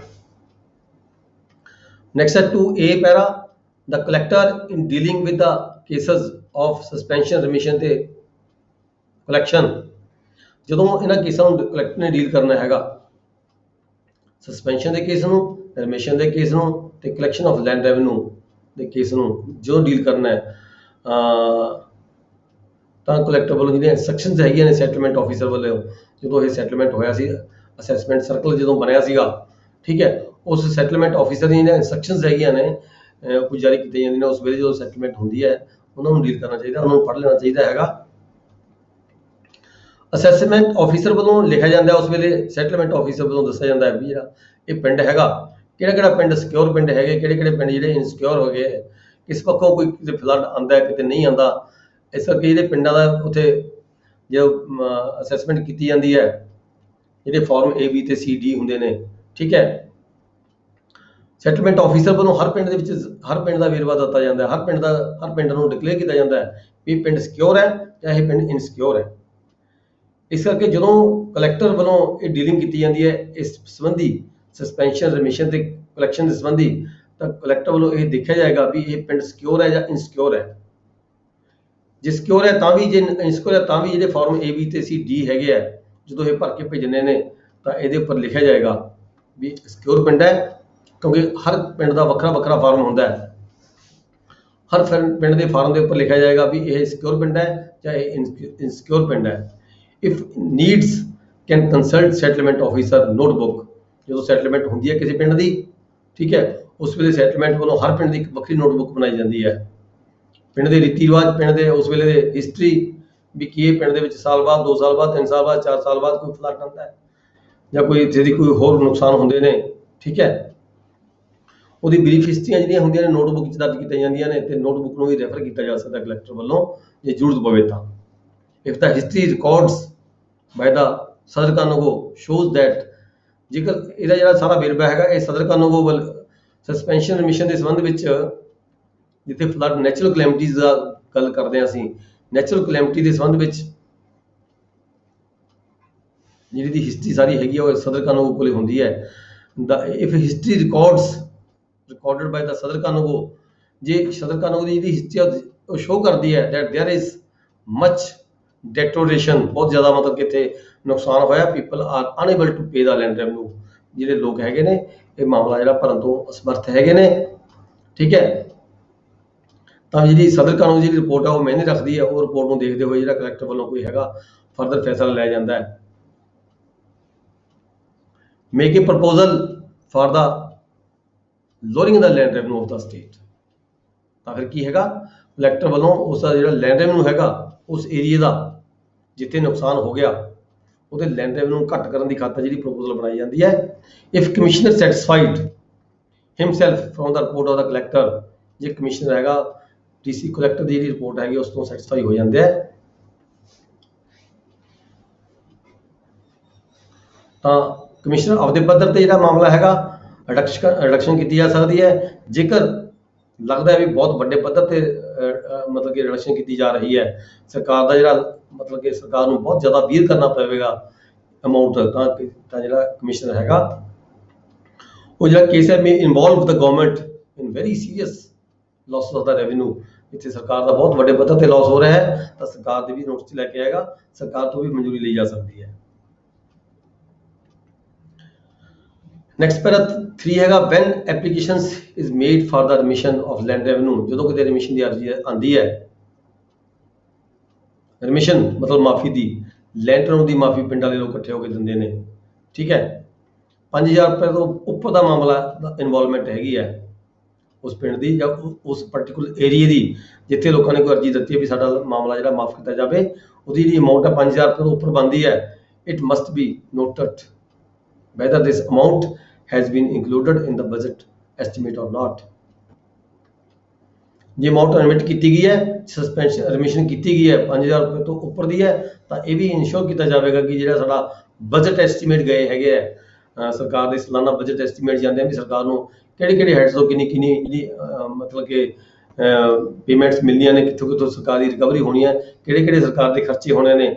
ਸਰਕਾਰ ਦਾ ਜਿਹੜਾ ਦੇਖੋ ਬਜਟ ਐਸਟੀਮੇਟ ਹੁੰਦਾ ਹੈ, ਉਹ ਬਜਟ ਐਸਟੀਮੇਟ ਦੇ ਵਿੱਚ ਜੇ 5000 ਤੋਂ ਵੱਧ ਦੀ ਵਸੂਲੀ ਕੋਈ ਰਿਮਿਸ਼ਨ ਹੈਗੀ ਹੈ ਤਾਂ ਬਜਟ ਐਸਟੀਮੇਟ ਦੇ ਵਿੱਚ ਵੀ ਦਰਜ ਹੋ ਕੇ ਜਾਣੀ ਹੁੰਦੀ ਹੈ। ਇਹ ਹਰ ਤਹਿਸੀਲ ਦੇ ਵਿੱਚ ਜਿਹੜਾ ਬਜਟ ਐਸਟੀਮੇਟ ਹੈ, ਹਰ ਸਾਲ ਦਾ ਬਜਟ ਐਸਟੀਮੇਟ ਦੇ ਵਿੱਚ ਸਰਕਾਰ ਨੂੰ ਕਿੰਨੇ ਫੰਡ ਚਾਹੀਦੇ ਨੇ ਤੇ ਸਰਕਾਰ ਨੂੰ ਤਹਿਸੀਲ ਪਾਰਟਿਕੂਲਰ ਤਹਿਸੀਲ ਕਿੰਨੇ ਫੰਡਸ ਕਲੈਕਟ ਕਰਕੇ ਦੇਵੇਗੀ ਇੱਕ ਸਾਲ ਦੇ ਅੰਦਰ ਤੇ ਕਿੰਨੇ ਸਰਕਾਰ ਤੋਂ ਲੈਣ ਦੀ ਹੱਕ ਲਵੇਗੀ ਤਾਂ ਕਿ ਜਿਹੜੀਆਂ ਸੈਲਰੀਜ਼ ਵਗੈਰਾ ਹੈਗੀਆਂ ਨੇ ਉਹ ਮੁਲਾਜ਼ਮਾਂ ਨੂੰ ਦਿੱਤੀਆਂ ਜਾਂਦੀਆਂ ਨੇ। ਤਾਂ ਇਹ ਜਿਹੜਾ ਬਜਟ ਹੈਗਾ ਹਰ ਤਹਿਸੀਲ ਵੱਲੋਂ, ਹਰ ਡਿਪਾਰਟਮੈਂਟ ਵੱਲੋਂ ਸਰਕਾਰ ਨੂੰ ਜਾਂਦਾ ਹੈ ਤੇ ਸਰਕਾਰ ਇਹਨਾਂ ਬਜਟਾਂ ਦੇ ਅਕੋਰਡਿੰਗ ਹੀ ਜਿਹੜੀ ਕਾਰਵਾਈ ਹੈ, ਫਰਦਰ ਜਿਹੜੇ ਪ੍ਰਬੰਧ ਨੇ ਫਾਈਨਾਂਸ ਦੇ ਸਰਕਾਰ ਵੱਲੋਂ ਕੀਤੇ ਜਾਂਦੇ ਨੇ। ਇਸ ਤਰੀਕੇ ਇੱਥੇ ਗੱਲ ਜਿਹੜੀ ਆਪਾਂ ਕਰ ਰਹੇ ਹਾਂ ਵੀ ਜੇਕਰ ਕਿਤੇ 5000 ਤੋਂ ਵੱਧ ਦੀ ਰਿਮਿਸ਼ਨ ਕੀਤੀ ਜਾਂਦੀ ਹੈ ਤਾਂ ਇਟ ਮੀਨਸ ਸਰਕਾਰ ਨੂੰ ਲਾਸ ਪਿਆ ਬਜਟ ਦਾ 5000 ਰੁਪਏ ਤੋਂ ਵੱਧ ਦਾ, 10000 ਹੈ, 20000 ਹੈ, 25000 ਹੈ, 30000 ਹੈ, ਤੇ ਸਰਕਾਰ ਵੱਲੋਂ ਜਿਹੜਾ ਹੈ ਸਰਕਾਰ ਦੇ ਧਿਆਨ ਵਿੱਚ ਦੇਣ ਦੀ ਖਾਤਰ ਬਜਟ ਦੇ ਵਿੱਚ ਵੀ ਇਹ ਜਿਹੜਾ ਵੇਰਵਾ ਹੈਗਾ ਵੀ ਇਨ ਫਿਊਚਰ ਜਿਹੜਾ ਹੈਗਾ ਸਾਡੇ ਕੋਲ ਇਹ 5000 ਰੁਪਏ ਕਲੈਕਸ਼ਨ ਨਹੀਂ ਹੋਣੀ, ਇਹ ਜਿਹੜਾ ਵੇਰਵਾ ਅਗਲੇ ਫਾਈਨੈਂਸ਼ੀਅਲ ਈਅਰ ਵਾਸਤੇ ਸਰਕਾਰ ਕੋਲੇ ਭੇਜਣਾ ਹੁੰਦਾ ਹੈ। ਨੈਕਸਟ ਹੈ ਪਾਵਰ ਟੂ ਸੈਂਕਸ਼ਨ ਰਿਮਿਸ਼ਨ। ਕਿਹੜੇ ਆਫੀਸਰ ਕੋਲੇ ਕਿੰਨੀ ਰਿਮਿਸ਼ਨ ਕਰਨ ਦੀ ਜਿਹੜੀ ਪਾਵਰ ਹੁੰਦੀ ਹੈ ਉਹ ਦੱਸਿਆ ਗਿਆ ਇਹਦੇ ਵਿੱਚ। ਪੈਰਾ 4 ਹੈਗਾ ਕਲੈਕਟਰ ਮੇ ਸੈਂਕਸ਼ਨ ਇਮੀਡੀਏਟ ਰਿਮਿਸ਼ਨ। ਕਲੈਕਟਰ ਕੋਲੇ ਜੇ ਕਿਤੇ ਗੜੇ ਪੈ ਗਏ in the harvest due to the hail in the harvest, collector may sanction immediate remission। immediate remission ਕੀਤੀ ਜਾ ਸਕਦੀ ਕਲੈਕਟਰ ਵੱਲੋਂ for which the land revenue due up to ₹1000। 1000 ਰੁਪਏ ਤੱਕ ਦਾ ਜੇ ਲੈਂਡ ਰੈਵਨਿਊ ਡਿਊ ਹੈਗਾ ਤਾਂ ਮਾਫ ਕੀਤਾ ਜਾ ਸਕਦਾ ਹੈ। ਫਿਰ ਹੈਗਾ commissioner may sanction immediate remission due to any calamity up to ₹5000 ਪਰ ਡਿਸਟ੍ਰਿਕਟ। ਕਲੈਕਟਰ ਕੋਲ ਇੱਕ ਡਿਸਟ੍ਰਿਕਟ ਦੇ 5000 ਰੁਪਏ ਤੱਕ ਦਾ ਜੇ ਲੈਂਡ ਰੈਵਨਿਊ ਦੀ ਕਿਤੇ ਮਾਫੀ ਕਰਨੀ ਹੈ ਤਾਂ ਕਲੈਕਟਰ 5000 ਰੁਪਏ ਤੱਕ ਦੀ ਕਰ ਸਕਦਾ ਹੈ। Commissioner may sanction remission up to limit of ₹10000 per district if satisfied since revenue was suspended due diligence has been shown in the collection. ਜੇ ਕਿਤੇ ਪਹਿਲਾਂ ਮਾਮਲਾ ਮਾਫ ਕੀਤਾ ਗਿਆ ਸੀਗਾ, ਸਸਪੈਂਡ ਕੀਤਾ ਗਿਆ ਸੀਗਾ, ਤਾਂ ਪੂਰੀਆਂ ਕੋਸ਼ਿਸ਼ਾਂ ਕੀਤੀਆਂ ਗਈਆਂ ਨੇ, ਉਹਦੀ ਰਿਕਵਰੀ ਵੀ ਹੋਈ ਹੈਗੀ ਹੈ ਉਸ ਏਰੀਏ ਦੇ ਵਿੱਚ। ਠੀਕ ਹੈ, ਤਾਂ ਕਮਿਸ਼ਨਰ ਕੋਲ ਜਿਹੜੀ ਪਾਵਰ ਹੈਗੀ ਆ ਉਹ 10000 ਰੁਪਏ ਤੱਕ ਦਾ ਇੱਕ ਡਿਸਟ੍ਰਿਕਟ ਦੇ ਵਿੱਚ 10000 ਰੁਪਏ ਤੱਕ ਦੀ ਜਿਹੜੀ ਹੈਗੀ ਹੈ ਰਿਮਿਸ਼ਨ ਕਰ ਸਕਦੇ ਹੈਗੇ ਆ। ਨੈਕਸਟ ਹੈ commissioner may sanction remission of arrears of the rent government land. ਦੇਖੋ ਉੱਪਰ ਤਾਂ ਆਪਾਂ ਗੱਲ ਕਰ ਰਹੇ ਸੀ ਲੈਂਡ ਰੈਵਨਿਊ ਦੀ, ਹੁਣ ਜਿਹੜਾ ਇਹ ਕਲੌਜ਼ ਡੀ ਹੈਗੀ ਹੈ ਇਹ ਹੈਗੀ ਰੈਂਟ ਦੀ ਗੱਲ ਕਰਦੀ ਹੈ। ਜੇ ਕਿਤੇ ਸਰਕਾਰੀ ਜ਼ਮੀਨ ਠੇਕੇ ਦਿੱਤੀ ਹੋਈ ਹੈ ਕਿਸੇ ਵਿਅਕਤੀ ਨੂੰ, ਲੀਜ਼ ਦਿੱਤੀ ਹੋਈ ਗਵਰਨਮੈਂਟ ਨੇ, ਤਾਂ ਉੱਥੇ ਜਿਹੜਾ ਲੈਂਡ ਰੈਵਨਿਊ ਦਾ ਵੱਖਰਾ ਹੋ ਗਿਆ। ਠੀਕ ਹੈ, ਤਾਂ ਇੱਥੇ ਗੱਲ ਆ ਗਈ ਰੈਂਟ ਦੀ, ਕਿਰਾਏ ਦੀ। ਲੈਸੀ ਕੋਲੇ ਜਿਹੜਾ ਜ਼ਮੀਨ ਦਿੱਤੀ ਗਈ ਹੈ ਕਿਰਾਏ ਦੇ ਉੱਪਰ ਦਿੱਤੀ ਹੈ, ਠੇਕੇ ਦਿੱਤੀ ਗਈ ਹੈ, ਤਾਂ ਕਮਿਸ਼ਨਰ ਕੋਲੇ ਪਾਵਰ ਹੈਗੀ ਹੈ। Commissioner may sanction remission of the arrears of the rent government land ਦਾ ਜੇ ਕੋਈ ਰੈਂਟ ਬਣਦਾ ਹੈ ਤਾਂ ਵੀ ਜਿਹੜਾ ਕਮਿਸ਼ਨਰ ਹੈ ਉਹ ਮਾਫ ਕਰ ਸਕਦਾ ਹੈ ਅਪ ਟੂ ₹50 ਪਰ ਹੋਲਡਿੰਗ। ਇੱਕ ਹੋਲਡਿੰਗ ਦਾ 50 ਰੁਪਏ ਤੱਕ ਜਿਹੜਾ ਰੈਂਟ ਹੈ ਮਾਫ ਕੀਤਾ ਜਾ ਸਕਦਾ ਹੈ, ਜਾਂ ਫਿਰ 500 ਰੁਪਏ ਪਰ estate। ਇੱਕ ਪਿੰਡ ਦਾ ਜਿਹੜਾ ਹੈਗਾ 500 ਰੁਪਏ ਤੱਕ ਦਾ ਜਿਹੜਾ ਮਾਮਲਾ ਹੈਗਾ, ਮਾਮਲਾ ਨਹੀਂ ਰੈਂਟ ਹੈ ਕਿਰਾਇਆ, ਉਹ ਮਾਫ ਕੀਤਾ ਜਾ ਸਕਦਾ ਹੈਗਾ। Report to FCR immediately by the collector. ਇਦਾਂ ਦੇ ਕੇਸ ਦੇ ਵਿੱਚ ਜਦੋਂ ਕਿਤੇ ਕਲੈਕਟਰ ਵੱਲੋਂ ਕਿਤੇ ਗੜੇ ਪੈਣ ਦੀ ਨੌਬਤ ਆ ਜਾਂਦੀ ਹੈ, ਇਦਾਂ ਦੇ ਕੇਸ ਦੇ ਵਿੱਚ ਕਿਤੇ ਜਿਹੜੀ ਹੈਗੀ ਹੈ ਰਿਮਿਸ਼ਨ ਕੀਤੀ ਜਾਂਦੀ ਹੈ, ਤਾਂ ਜੇ ਉਹਦੀ ਰਿਪੋਰਟ ਹੈਗੀ ਹੈ FCR ਨੂੰ ਭੇਜੀ ਜਾਂਦੀ ਹੈ, ਤੇ FCR may sanction remission without limit. FCR ਕੋਲ ਜਿਹੜੀ ਪਾਵਰ ਹੈਗੀ ਹੈ ਉਹ ਰਿਮਿਸ਼ਨ ਨੂੰ ਸੈਂਕਸ਼ਨ ਕਰਨ ਦੀ ਹੈਗੀ ਹੈ, ਇਹਦੀ ਕੋਈ ਲਿਮਿਟ ਨਹੀਂ ਹੈਗੀ।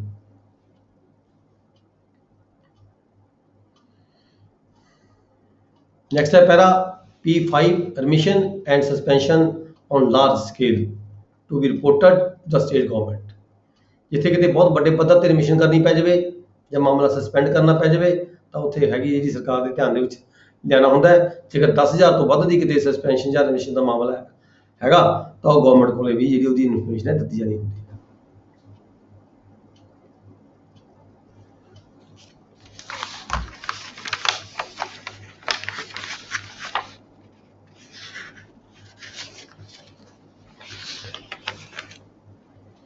ਨੈਕਸਟ ਹੈ ਜੀ relief on account of natural calamity. Natural calamity ਦੀ ਗੱਲ ਕਰ ਰਹੇ ਹਾਂ ਆਪਾਂ। ਨੈਚੁਰਲ ਕਲੈਮਿਟੀ 'ਚ ਕੀ ਆ ਜਾਂਦਾ ਹੈ? ਗੜੇ ਪੈ ਜਾਂਦੇ ਨੇ, ਫਲੱਡ ਆ ਗਿਆ, ਸੋਕਾ ਪੈ ਗਿਆ, ਹੈ ਜੀ, ਅਰਥਕੁਏਕ ਆ ਗਿਆ। ਇਹ ਨੈਚੁਰਲ ਕਲੈਮਿਟੀਜ਼ ਹੁੰਦੀਆਂ ਨੇ। For the grant of relief to the people, ਇਹ ਪੈਰਾ 5 ਇਹ ਹੈਗਾ, ਜਦੋਂ ਕਿਸੇ ਲੋਕਾਂ ਨੂੰ ਨੈਚੁਰਲ ਕਲੈਮਿਟੀ ਦੇ ਰਿਗਾਰਡਿੰਗ ਕੋਈ ਰਿਲੀਫ ਦੇਣੀ ਹੁੰਦੀ ਹੈ ਤਾਂ ਕੀ ਹੁੰਦਾ ਹੈ? For the grant of relief to the people on account of drought, ਸੋਕਾ ਪੈ ਗਿਆ, ਫਲੱਡ ਆ ਗਿਆ, ਅਰਥਕੁਏਕ ਹੋ ਗਿਆ, ਔਰ other FCR is empowered to incur the expenditure। ਤਾਂ FCR ਕੋਲੇ ਸਰਕਾਰ ਦੇ ਲੈਵਲ ਤੇ FCR ਕੋਲੇ ਉਹ ਸਾਰਾ ਖਰਚਾ ਕਰਨ ਦੀ ਪਾਵਰ ਹੈਗੀ ਹੈ ਵੀ ਕਿੰਨਾ ਖਰਚਾ ਮਤਲਬ ਕਿ ਦਿੱਤਾ ਜਾਣਾ ਹੈ, ਉਹਦਾ ਕੀ ਬਜਟ ਬਣਦਾ ਹੈ, ਕਿੰਨੀ ਜਿਹੜੀ ਨੈਚੁਰਲ ਕਲੈਮਿਟੀ ਦੇ ਰਿਗਾਰਡਿੰਗ ਪੂਰੇ ਪੰਜਾਬ ਦੇ ਵਿੱਚ ਟੋਟਲ ਅਮਾਊਂਟ ਕਿੰਨੀ ਖਰਚ ਹੋਏਗੀ, ਠੀਕ ਹੈ, ਉਹਦੀ ਸਾਰੀ ਜਿਹੜੀ ਪਾਵਰ ਹੈਗੀ ਆ ਉਹ FCR ਕੋਲੇ ਹੈਗੀ ਆ। ਕਿੰਨੀ ਵੀ ਅਮਾਊਂਟ ਬਣਦੀ ਹੈਗੀ ਆ ਉਹ ਜਿਹੜੀ ਡਿਸਬਰਸ ਕੀਤੀ ਜਾਣੀ ਹੈ ਜਨਤਾ ਦੇ ਵਿੱਚ, ਲੋਕਾਂ ਦੇ ਵਿੱਚ, ਲੈਂਡ ਹੋਲਡਰ ਦੇ ਵਿੱਚ ਜਾਂ ਕਾਸ਼ਤਕਾਰਾਂ ਦੇ ਵਿੱਚ ਜਿਹਨਾਂ ਦਾ ਨੁਕਸਾਨ ਹੋਇਆ ਹੈਗਾ, ਉਹਦੀ ਅਮਾਊਂਟ ਦੀ ਜਿਹੜੀ ਪਾਵਰ ਹੈਗੀ ਆ ਉਹ FCR ਕੋਲੇ ਹੈਗੀ ਆ ਫਰੋਮ ਅਲਾਟ। ਇਹ ਜਿਹੜੀ ਅਮਾਊਂਟ ਹੈਗੀ ਹੈ, ਇਹ ਜਿਹੜਾ ਹੈਡ ਹੈਗਾ, ਰਿਲੀਫ ਹੈਡ ਹੈਗਾ 299 ਜਿਹੜਾ ਰਿਲੀਫ ਦਾ ਹੈਡ ਹੈਗਾ, ਉਸ ਹੈਡ ਦੇ ਵਿੱਚੋਂ ਇਹ ਜਿਹੜੀ ਅਮਾਊਂਟ ਹੈ ਡਿਡਕਟ ਹੁੰਦੀ ਹੈ, ਉਸ ਅਮਾਊਂਟ ਦੇ ਵਿੱਚੋਂ ਖਰਚਾ ਕੀਤਾ ਜਾਂਦਾ ਹੈ। Power to the commissioner to spend the amount. ਫਿਰ ਜਿਹੜੀ ਇਹ ਪਾਵਰ ਹੈਗੀ ਕਮਿਸ਼ਨਰ ਨੂੰ ਦਿੱਤੀ ਜਾਂਦੀ ਹੈ ਅੱਗੇ ਫਰਦਰ ਅਮਾਊਂਟ ਨੂੰ ਖਰਚ ਕਰਨ ਦੀ, ਅਪ ਟੂ ਰੁਪੀਜ਼ 50,000 ਰੁਪਏ ਤੱਕ, ਐਨੀ ਵਨ ਕੇਸ। ਕਮਿਸ਼ਨਰ ਕੋਲ ਕਿੰਨੀ ਪਾਵਰ ਹੈ? ਇੱਕ ਕੇਸ, ਇੱਕ ਪਾਰਟੀਕੂਲਰ ਕੇਸ ਦੀ 50,000 ਰੁਪਏ ਤੱਕ, ਇੱਕ ਪਾਰਟੀਕੂਲਰ ਕੇਸ ਦੀ 50,000 ਰੁਪਏ ਤੱਕ। DC ਕੋਲੇ 25,000 ਰੁਪਏ ਤੱਕ ਹੈਗੀ ਹੈ, ਨੋਟ ਐਕਸੀਡਿੰਗ 30,000। ਇਹ ਸਾਰੀਆਂ ਇਹ ਚੇਂਜ ਹੋ ਚੁੱਕੀਆਂ। ਹੁਣ ਤਾਂ ਆਪਾਂ ਨੂੰ ਪਤਾ, ਤੁਹਾਨੂੰ ਮੇਰੇ ਖਿਆਲ 10,000 ਪਤਾ ਨਹੀਂ 12,000 ਰੁਪਏ ਕਿਲਾ ਦਿੱਤਾ ਜਾਂਦਾ ਹੈ, ਠੀਕ ਹੈ। ਪਰ ਆਪਾਂ ਚਲੋ ਜੇ ਐਗਜ਼ਾਮ ਚੱਲਦਾ ਤੁਸੀਂ ਇਹਦੇ ਅਕੋਰਡਿੰਗ ਹੀ ਜਿਹੜਾ ਹੈਗਾ ਆਨਸਰ ਦੇਵੋਗੇ। ਨੈਕਸਟ ਹੈ ਜੀ ਸਪੈਸ਼ਲ ਇੰਸਟਰਕਸ਼ਨਸ।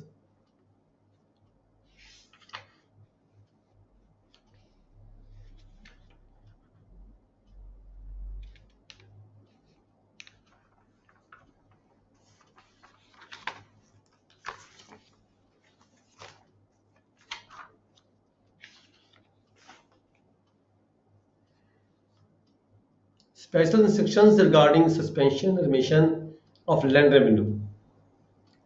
ਕੀ ਸਪੈਸ਼ਲ ਹਦਾਇਤਾਂ ਕੀ ਹੈਗੀਆਂ ਨੇ ਸਸਪੈਂਸ਼ਨ ਦੇ ਪ੍ਰਤੀ, ਰਿਮਿਸ਼ਨ ਦੇ ਪ੍ਰਤੀ ਤੇ ਲੈਂਡ ਰੈਵਨਿਊ ਦੀ ਜਿਹੜੀ ਹੈਗੀ ਹੈ ਉਹਦੀ ਕਲੈਕਸ਼ਨ ਦੇ ਪ੍ਰਤੀ।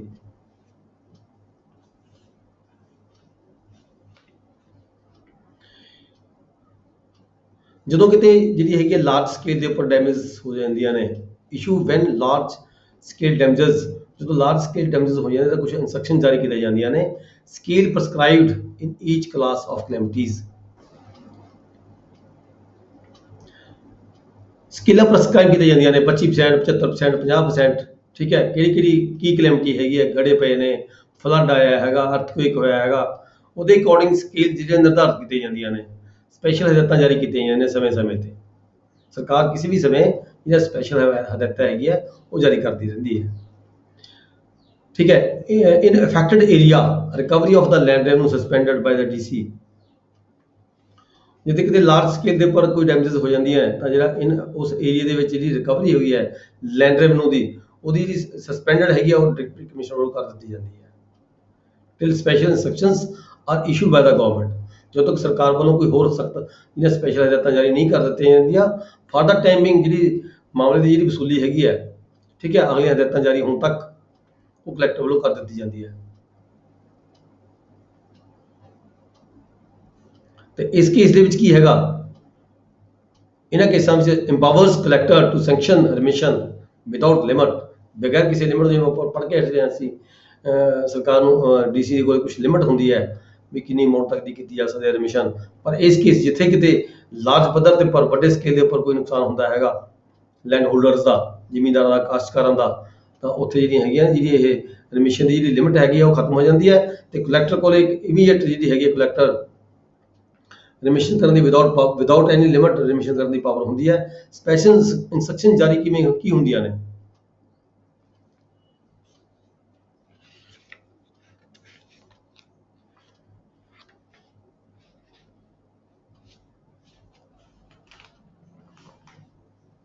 ਜਿੱਥੇ ਕਿਤੇ ਜਿਹੜਾ ਲਾਸ ਹੈਗਾ 50% ਤੋਂ ਜ਼ਿਆਦਾ ਹੋਵੇ ਤਾਂ ਫੁੱਲ ਰਿਮਿਸ਼ਨ ਕਰ ਦਿੱਤੀ ਜਾਂਦੀ ਹੈ ਮਾਮਲੇ ਦੀ, ਲੈਂਡ ਰੈਵਨਿਊ ਦੀ ਤੇ ਅਵੇਨਿਊ ਦੀ ਵੀ ਨਾਲ ਹੀ। ਜਿੱਥੇ ਕਿਤੇ ਜਿਹੜਾ ਹੈਗਾ ਲਾਸ ਹੈ 50% ਤੋਂ ਜ਼ਿਆਦਾ ਹੋਵੇ ਤਾਂ ਫੁੱਲ ਰਿਮਿਸ਼ਨ ਹੋ ਜਾਂਦੀ ਹੈ ਲੈਂਡ ਰੈਵਨਿਊ ਦੀ ਤੇ ਅਵੇਨਿਊ ਦੀ। ਜੇ 25% ਤੋਂ ਲੈ ਕੇ 50% ਤੱਕ ਹੋਵੇ ਲਾਸ ਤਾਂ ਰਿਮਿਸ਼ਨ ਜਿਹੜੀ ਹੈ 75% ਕੀਤੀ ਜਾਂਦੀ ਹੈ।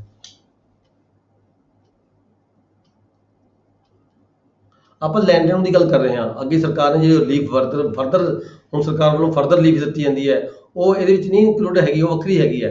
ਇਹ ਤਾਂ ਲੈਂਡ ਰੈਵਨਿਊ ਦੀ ਜਿਹੜੀ ਰਿਕਵਰੀ ਅਸੀਂ ਕਰਨੀ ਸੀਗੀ ਉਹਦੀ ਸਸਪੈਂਸ਼ਨ ਤੇ ਰਿਮਿਸ਼ਨ ਦੇ ਬਾਰੇ ਅਸੀਂ ਪੜ੍ਹ ਰਹੇ ਹਾਂ। ਇੱਥੇ ਅਸੀਂ ਕਨਫਿਊਜ਼ ਨਹੀਂ ਹੋਣਾ ਵੀ ਸਰਕਾਰ ਤਾਂ 10,000 ਰੁਪਏ ਜਾਂ 12,000 ਰੁਪਏ ਕਿੱਲਾ ਦਿੰਦੀ ਹੈ, ਉਹ ਤਾਂ ਹੈਗੀ ਇੱਕ ਐਕਸਟਰਾ ਇਨ ਐਡੀਸ਼ਨ ਰਿਲੀਫ। ਇਹ ਹੈਗੀ ਹੈ ਜਿਹੜੀ ਸਰਕਾਰ ਦੇ ਡਿਊਜ਼ ਹੁੰਦੇ ਨੇ, ਸਰਕਾਰ ਨੇ ਵਸੂਲੀ ਕਰਨੀ ਹੁੰਦੀ ਹੈ ਮਾਮਲੇ ਦੀ, ਠੀਕ ਹੈ। ਇਹ ਉਹਦੇ ਬਾਰੇ ਗੱਲ ਕਰ ਰਹੇ ਹਾਂ ਅਸੀਂ।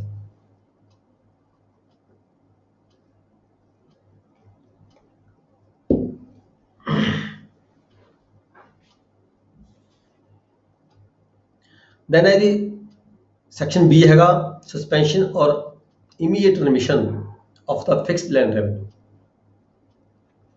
ਦੇਖੋ ਫਿਕਸਡ ਲੈਂਡ ਰੈਵਨਿਊ ਹੈ, ਕਿਤੇ ਜਿਹੜਾ ਲੈਂਡ ਰੈਵਨਿਊ ਹੁੰਦਾ ਫਲਕਚੁਏਟ ਹੁੰਦਾ ਹੈ, ਫਲਕਚੁਏਟ ਡਿਪੈਂਡਸ ਕਰਦਾ ਹੈ ਉਸ ਏਰੀਏ ਦੇ ਵਿੱਚ ਜਿਹੜੀ ਅਸੈਸਮੈਂਟ ਹੈ ਕਦੇ ਘਟਾਈ ਜਾਂਦੀ ਹੈ ਕਦੇ ਵਧਾਈ ਜਾਂਦੀ ਹੈ, ਠੀਕ ਹੈ, ਉਹ ਹੁੰਦਾ ਫਲਕਚੁਏਟ। ਪਰ ਆਪਣੇ ਪੰਜਾਬ ਦੇ ਵਿੱਚ ਮੈਂ ਤਾਂ ਕਿਤੇ ਫਲਕਚੁਏਟ ਦੇਖਿਆ ਨਹੀਂ ਹੈਗਾ, ਮੇ ਵੀ ਤੁਹਾਡੇ ਕਿਸੇ ਇਲਾਕੇ 'ਚ ਹੋਵੇ, ਠੀਕ ਹੈ। ਪਰ ਇਹ ਪਟਿਆਲਾ ਡਿਸਟ੍ਰਿਕਟ ਦੇ ਕਿਤੇ ਫਲਕਚੁਏਟ ਦੀ ਗੱਲ ਦੇਖੀ ਜਿੱਥੇ ਟੋਟਲ ਜਿਹੜਾ ਲੈਂਡ ਰੈਵਨਿਊ ਹੈਗਾ ਫਿਕਸਡ ਲੈਂਡ ਰੈਵਨਿਊ ਹੈਗਾ ਸਸਪੈਂਸ਼ਨ ਔਰ immediate remission of fixed land revenue. ਜਿੱਥੇ ਕਿਤੇ ਫਿਕਸਡ ਲੈਂਡ ਰੈਵਨਿਊ ਦੀ ਗੱਲ ਕੀਤੀ ਹੈ ਵੀ ਜਦੋਂ ਕਿ ਮਾਮਲਾ ਹੈਗਾ ਫਿਕਸ ਹੈਗਾ ਤਾਂ ਉਹਦੀ ਸਸਪੈਂਸ਼ਨ ਰਿਮਿਸ਼ਨ ਕਿਵੇਂ ਹੁੰਦੀ ਹੈ? Report by the DC to the commissioner showing, DC ਵੱਲੋਂ ਪਟਵਾਰੀ ਤਹਿਸੀਲਦਾਰਾਂ ਤੋਂ ਰਿਪੋਰਟ ਲੈ ਕੇ, ਪਟਵਾਰੀ ਹਲਕਾ ਤੋਂ ਰਿਪੋਰਟ ਲੈ ਕੇ ਡੀਸੀ ਵੱਲੋਂ ਜਿਹੜੀ ਕਮਿਸ਼ਨਰ ਰਿਪੋਰਟ ਸੈਂਡ ਕੀਤੀ ਜਾਂਦੀ ਹੈ ਉਹ 'ਚ ਕੀ ਸ਼ੋ ਹੁੰਦਾ ਹੈ? ਸੀਜ਼ਨ, ਅਮਾਊਂਟ ਆਫ ਰੇਨਫਾਲ, ਠੀਕ ਹੈ, ਕਿੰਨੀ ਵਰਖਾ ਹੋਈ ਹੈਗੀ ਹੈ। ਸਸਪੈਂਸ਼ਨ ਰਿਮਿਸ਼ਨ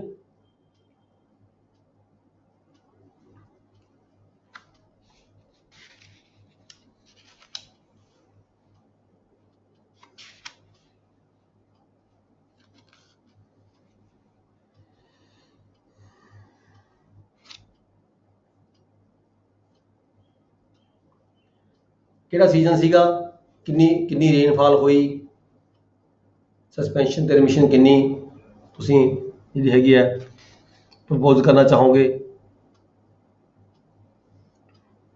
ਕਿੰਨੀ ਪ੍ਰਪੋਜ਼ ਕਰਨਾ ਚਾਹੋਗੇ, ਉਹਦੇ ਕੀ ਕਾਰਨ ਹੈਗੇ ਆ, ਕਿਉਂ ਤੁਸੀਂ ਕਿੰਨੀ ਪ੍ਰਪੋਜ਼ ਕਰਦੇ ਹੋ ਤੇ ਕਿਉਂ ਕਰ ਰਹੇ ਹੋ।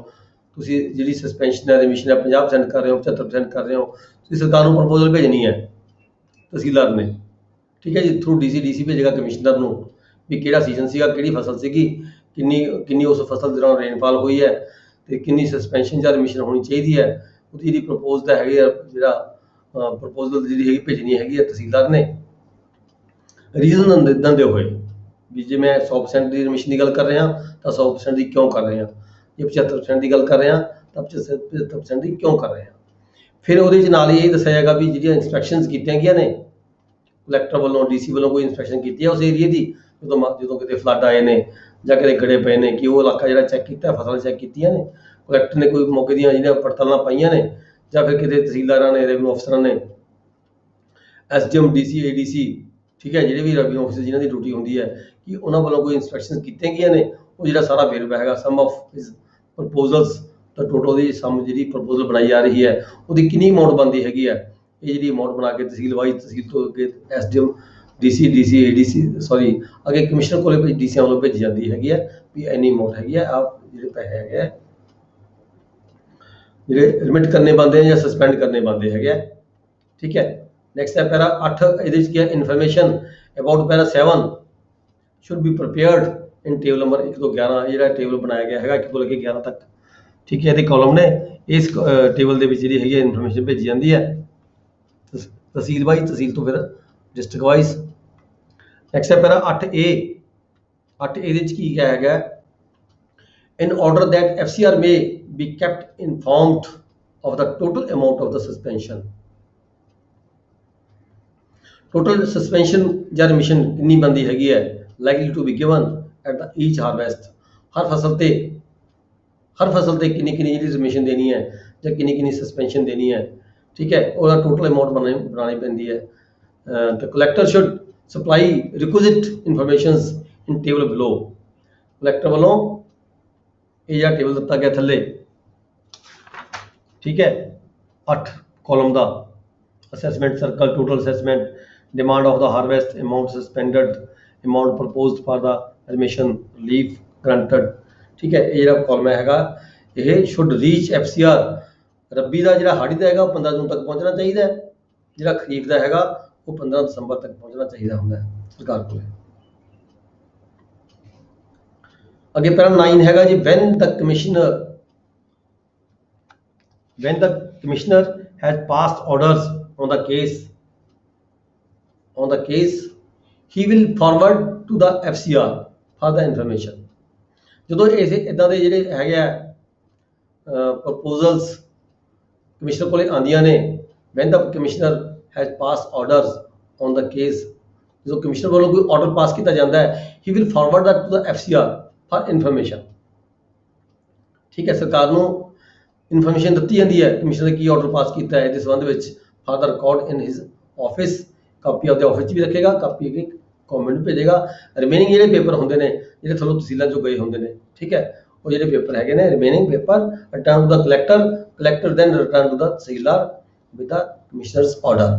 ਵੀ ਕਮਿਸ਼ਨਰ ਨੇ ਕੀ ਆਰਡਰ ਕੀਤਾ ਹੈ, ਕਿਹੜੀ ਫਸਲ ਦਾ ਮਾਮਲਾ ਮਾਫ ਕੀਤਾ ਹੈ ਜਾਂ ਕਿਹੜੀ ਫਸਲ ਦਾ ਮਾਮਲਾ ਸਸਪੈਂਡ ਕੀਤਾ ਹੈ, ਉਹ ਜਿਹੜਾ ਆਰਡਰ ਹੈਗਾ ਉਹ ਕਮਿਸ਼ਨਰ ਤੋਂ ਹੋ ਕੇ ਕਲੈਕਟਰ ਦੇ ਰਾਹੀਂ ਕੰਸਰਟ ਤਹਿਸੀਲਦਾਰ ਕੋਲ ਪਹੁੰਚ ਜਾਂਦਾ ਹੈ।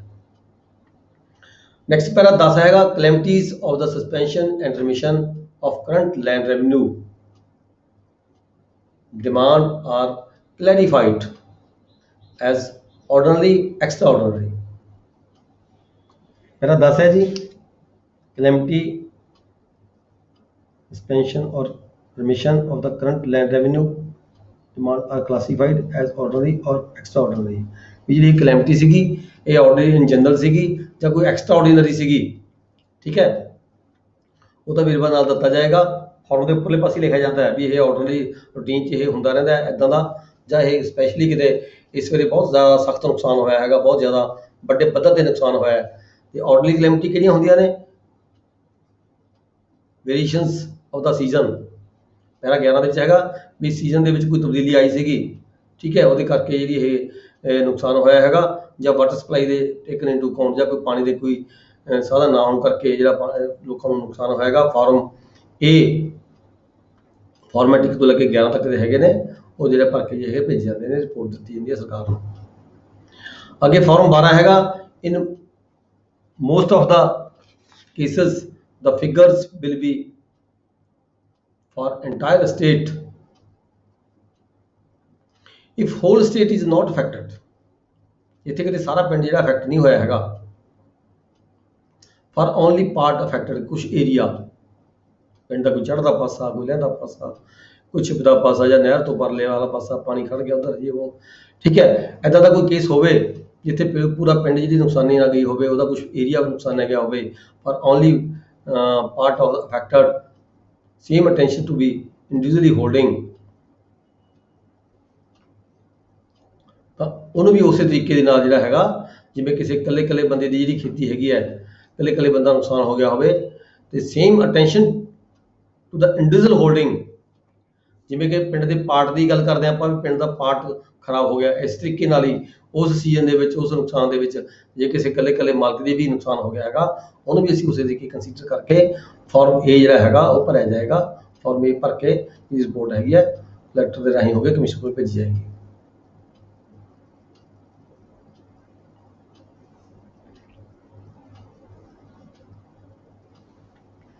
मेरा पैरा 13 हैगा, एक्स्ट्रा ऑर्डिनरी कैलेमिटीज।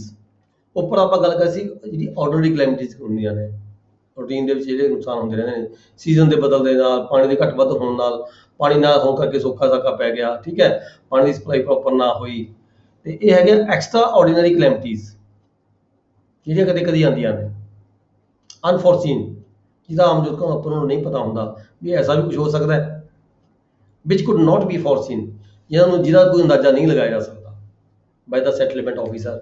ਜਦੋਂ ਸੈਟਲਮੈਂਟ ਹੋਈ ਹੈ ਪਿੰਡ ਦੀ, ਉਸ ਪਿੰਡ ਸੈਟਲਮੈਂਟ ਦੀ ਜਿਹੜੀ ਨੋਟਬੁੱਕ ਹੈਗੀ ਹੈ ਉਹ ਨੋਟਬੁੱਕ ਦੇ ਵਿੱਚ ਵੀ ਇਹਦਾ ਕੋਈ ਵੇਰਵਾ ਨਹੀਂ ਹੈਗਾ ਵੀ ਇਦਾਂ ਦੀ ਵੀ ਕੋਈ ਮਿਸਹੈਪਨਿੰਗ ਹੁੰਦੀ ਹੈ, ਠੀਕ ਹੈ, ਇਸ ਏਰੀਆ ਵਿੱਚ ਇਸ ਪਿੰਡ ਦੇ ਪ੍ਰਤੀ not taken into account at the time of the village assessment।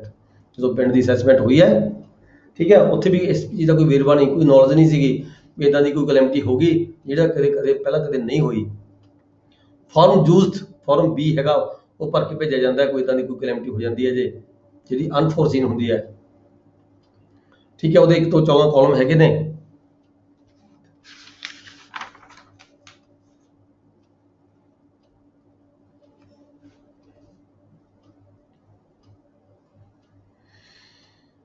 ਇੱਕ ਤੋਂ 14 ਜਿਹੜੀ ਕਾਲਮ ਹੈ ਇਹਦੀ ਰਿਪੋਰਟ ਜਿਹੜੀ ਹੈਗੀ ਗਵਰਨਮੈਂਟ ਨੂੰ ਭੇਜੀ ਜਾਂਦੀ ਹੈ। ਦੈਨ ਹੈਗਾ para 14, in case extraordinary calamities affecting portion only for agriculture holdings, ਜਿਹੜਾ ਅਫੈਕਟਿੰਗ ਪੋਰਸ਼ਨ ਹੈਗਾ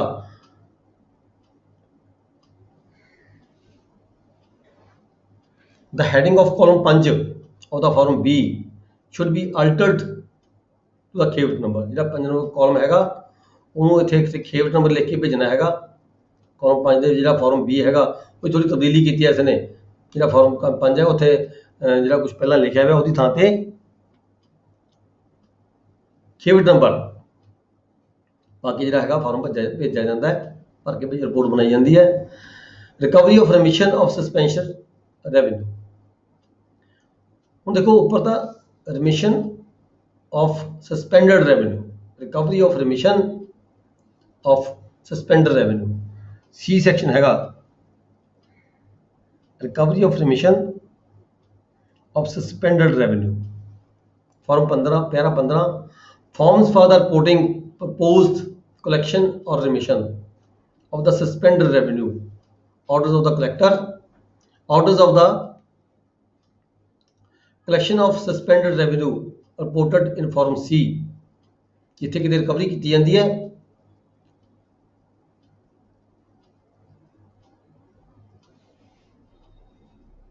orders of the collection of suspended revenue reported in form C। form C ਦਿਖਾਇਆ ਗਿਆ ਥੱਲੇ ਤੁਸੀਂ ਦੇਖੋਗੇ ਇਹਦੇ ਵਿੱਚ ਹੈਗਾ ਬਹੁਤ ਲੰਮਾ ਚੌੜਾ ਪਰਫਾਰਮਾ ਹੈਗਾ 1 ਤੋਂ ਲੈ ਕੇ 22 ਇਹਦੇ ਹੈਗੇ ਨੇ ਕਾਲਮ ਹੈਗੇ ਨੇ। ਫਾਰਮ C ਕਾਲਮ 1 ਤੋਂ 22 ਜਦੋਂ ਰਿਕਵਰੀ ਆਫ ਰੈਮਿਸ਼ਨ ਹੈਗੀ ਹੈ ਸਸਪੈਂਡਡ ਰੈਵਨਿਊ ਦੀ ਕੀਤੀ ਜਾਂਦੀ ਹੈ, ਠੀਕ ਹੈ, ਉਹਦੇ ਰਿਕਾਰਡਿੰਗ ਕਿੰਨੀ ਰਿਕਵਰੀ ਹੋਈ, ਕਿੰਨੀ ਪੈਂਡਿੰਗ ਸੀ, ਕਿੰਨੀ ਰਹਿ ਗਈ, ਕਿੰਨੀ ਕੀਤੀ ਗਈ, ਕਿੰਨੀ ਹੋ ਗਈ, ਇਹ ਸਾਰੇ ਜਿਹੜੇ ਕਾਲਮ 1 ਤੋਂ 22 ਹੈਗੇ ਇਹ ਸਾਰੇ ਭਰ ਕੇ ਹਰ ਤਹਿਸੀਲਦਾਰ ਵੱਲੋਂ ਕਲੈਕਟਰ ਨੂੰ ਭੇਜੇ ਜਾਂਦੇ ਨੇ। ਫਿਰ ਪੈਰਾ C ਦੇ 16 ਚ ਹੈ farm C not required in certain circumstances, some district land revenue suspended। Para 16 ਚ क्या हैगा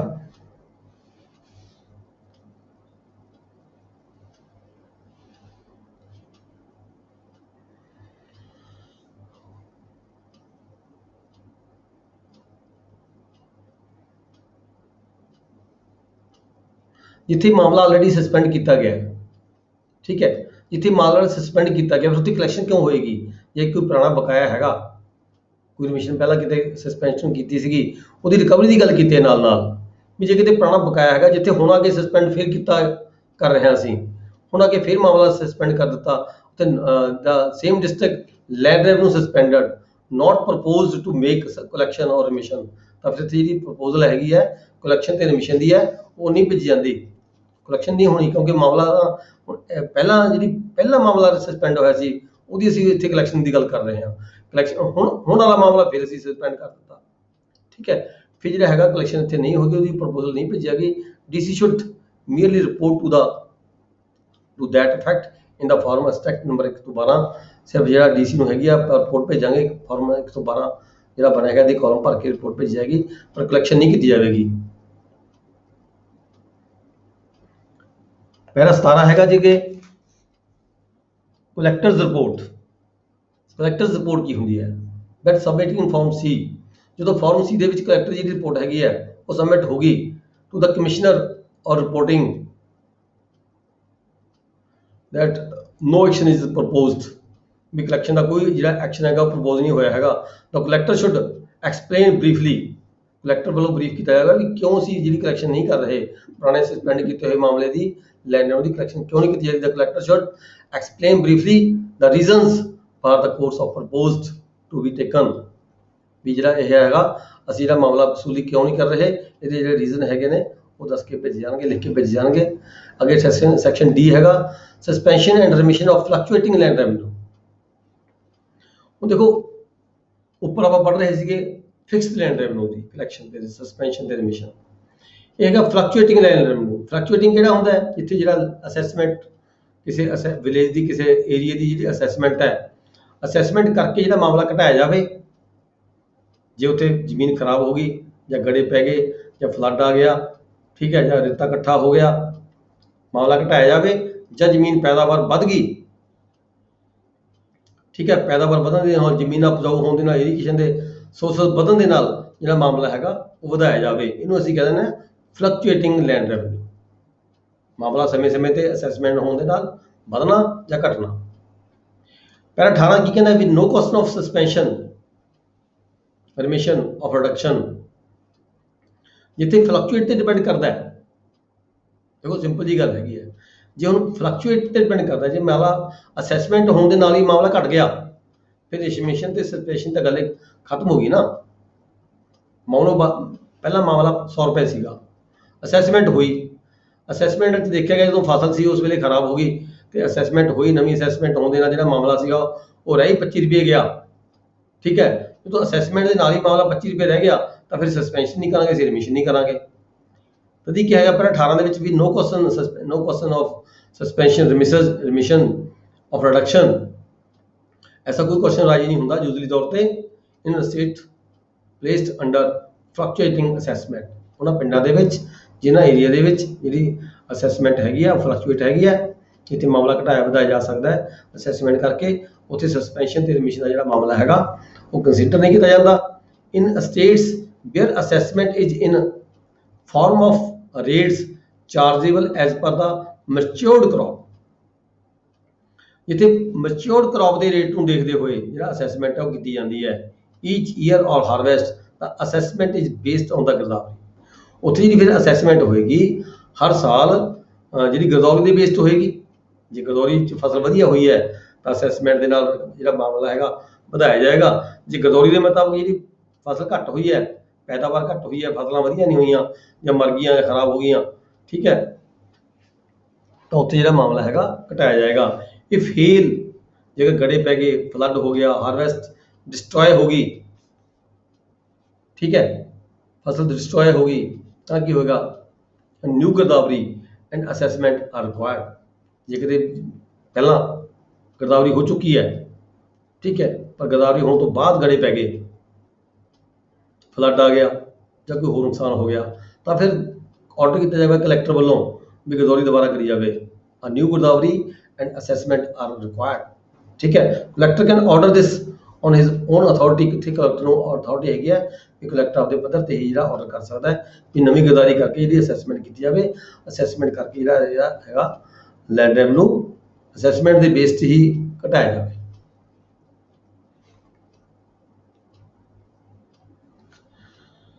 नेक्स्ट है पैरा 19 ज्यादा हो गया, सवा 9 बज गए।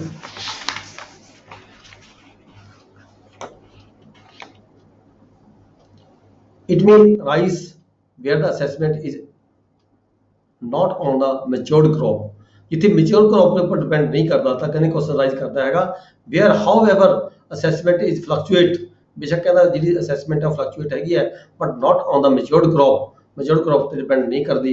अदर बेसिस कोई है इरीगेशन का कोई चार्ज कारण हो सकता है, ਉਹਦੇ ਪਾਣੀ ਦੇ ਉੱਪਰ डिपेंड कर सकती है, ठीक है। Instructions regarding suspension and remission apply, फिर ਉਹ ਜਿਹੜੀਆਂ ਹੈਗੀਆਂ ਨੇ ਕ੍ਰੌਪ ਦੇ ਨਾਲ ਸੰਬੰਧਿਤ ਨਹੀਂ ਹੈਗਾ ਮੈਚੋਰਿਟੀ ਦੇ ਨਾਲ, ਤਾਂ ਜਿਹੜੀਆਂ ਸਸਪੈਂਸ਼ਨ ਤੇ ਰਿਮਿਸ਼ਨ ਦੀਆਂ ਜਿਹੜੀਆਂ इंस्ट्रक्शंस ਹੈਗੀਆਂ ਜਿਹੜੀਆਂ ਆਪਾਂ ਪੜ੍ਹ ਕੇ ਹਟੇ ਆ ਫਿਰ ਉਹ ਅਪਲਾਈ ਹੋਣਗੀਆਂ।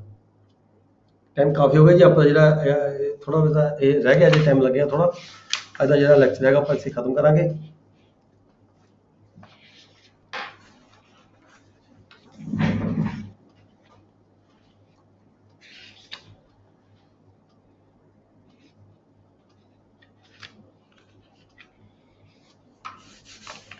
ਕੋਈ ਜ਼ਿਆਦਾ ਰੈਲੀਵੈਂਟ ਨਹੀਂ ਹੈਗਾ ਜੀ ਅੱਜ ਦੇ ਟਾਈਮ ਦੇ ਵਿੱਚ, ਇਹ ਪ੍ਰੈਕਟੀਕਲ ਦੇ ਵਿੱਚ ਤਾਂ ਨਹੀਂ ਹੈਗਾ।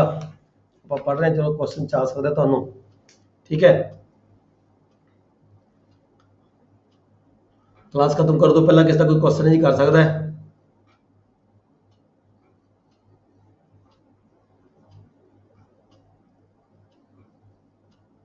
आवाज आ रही है?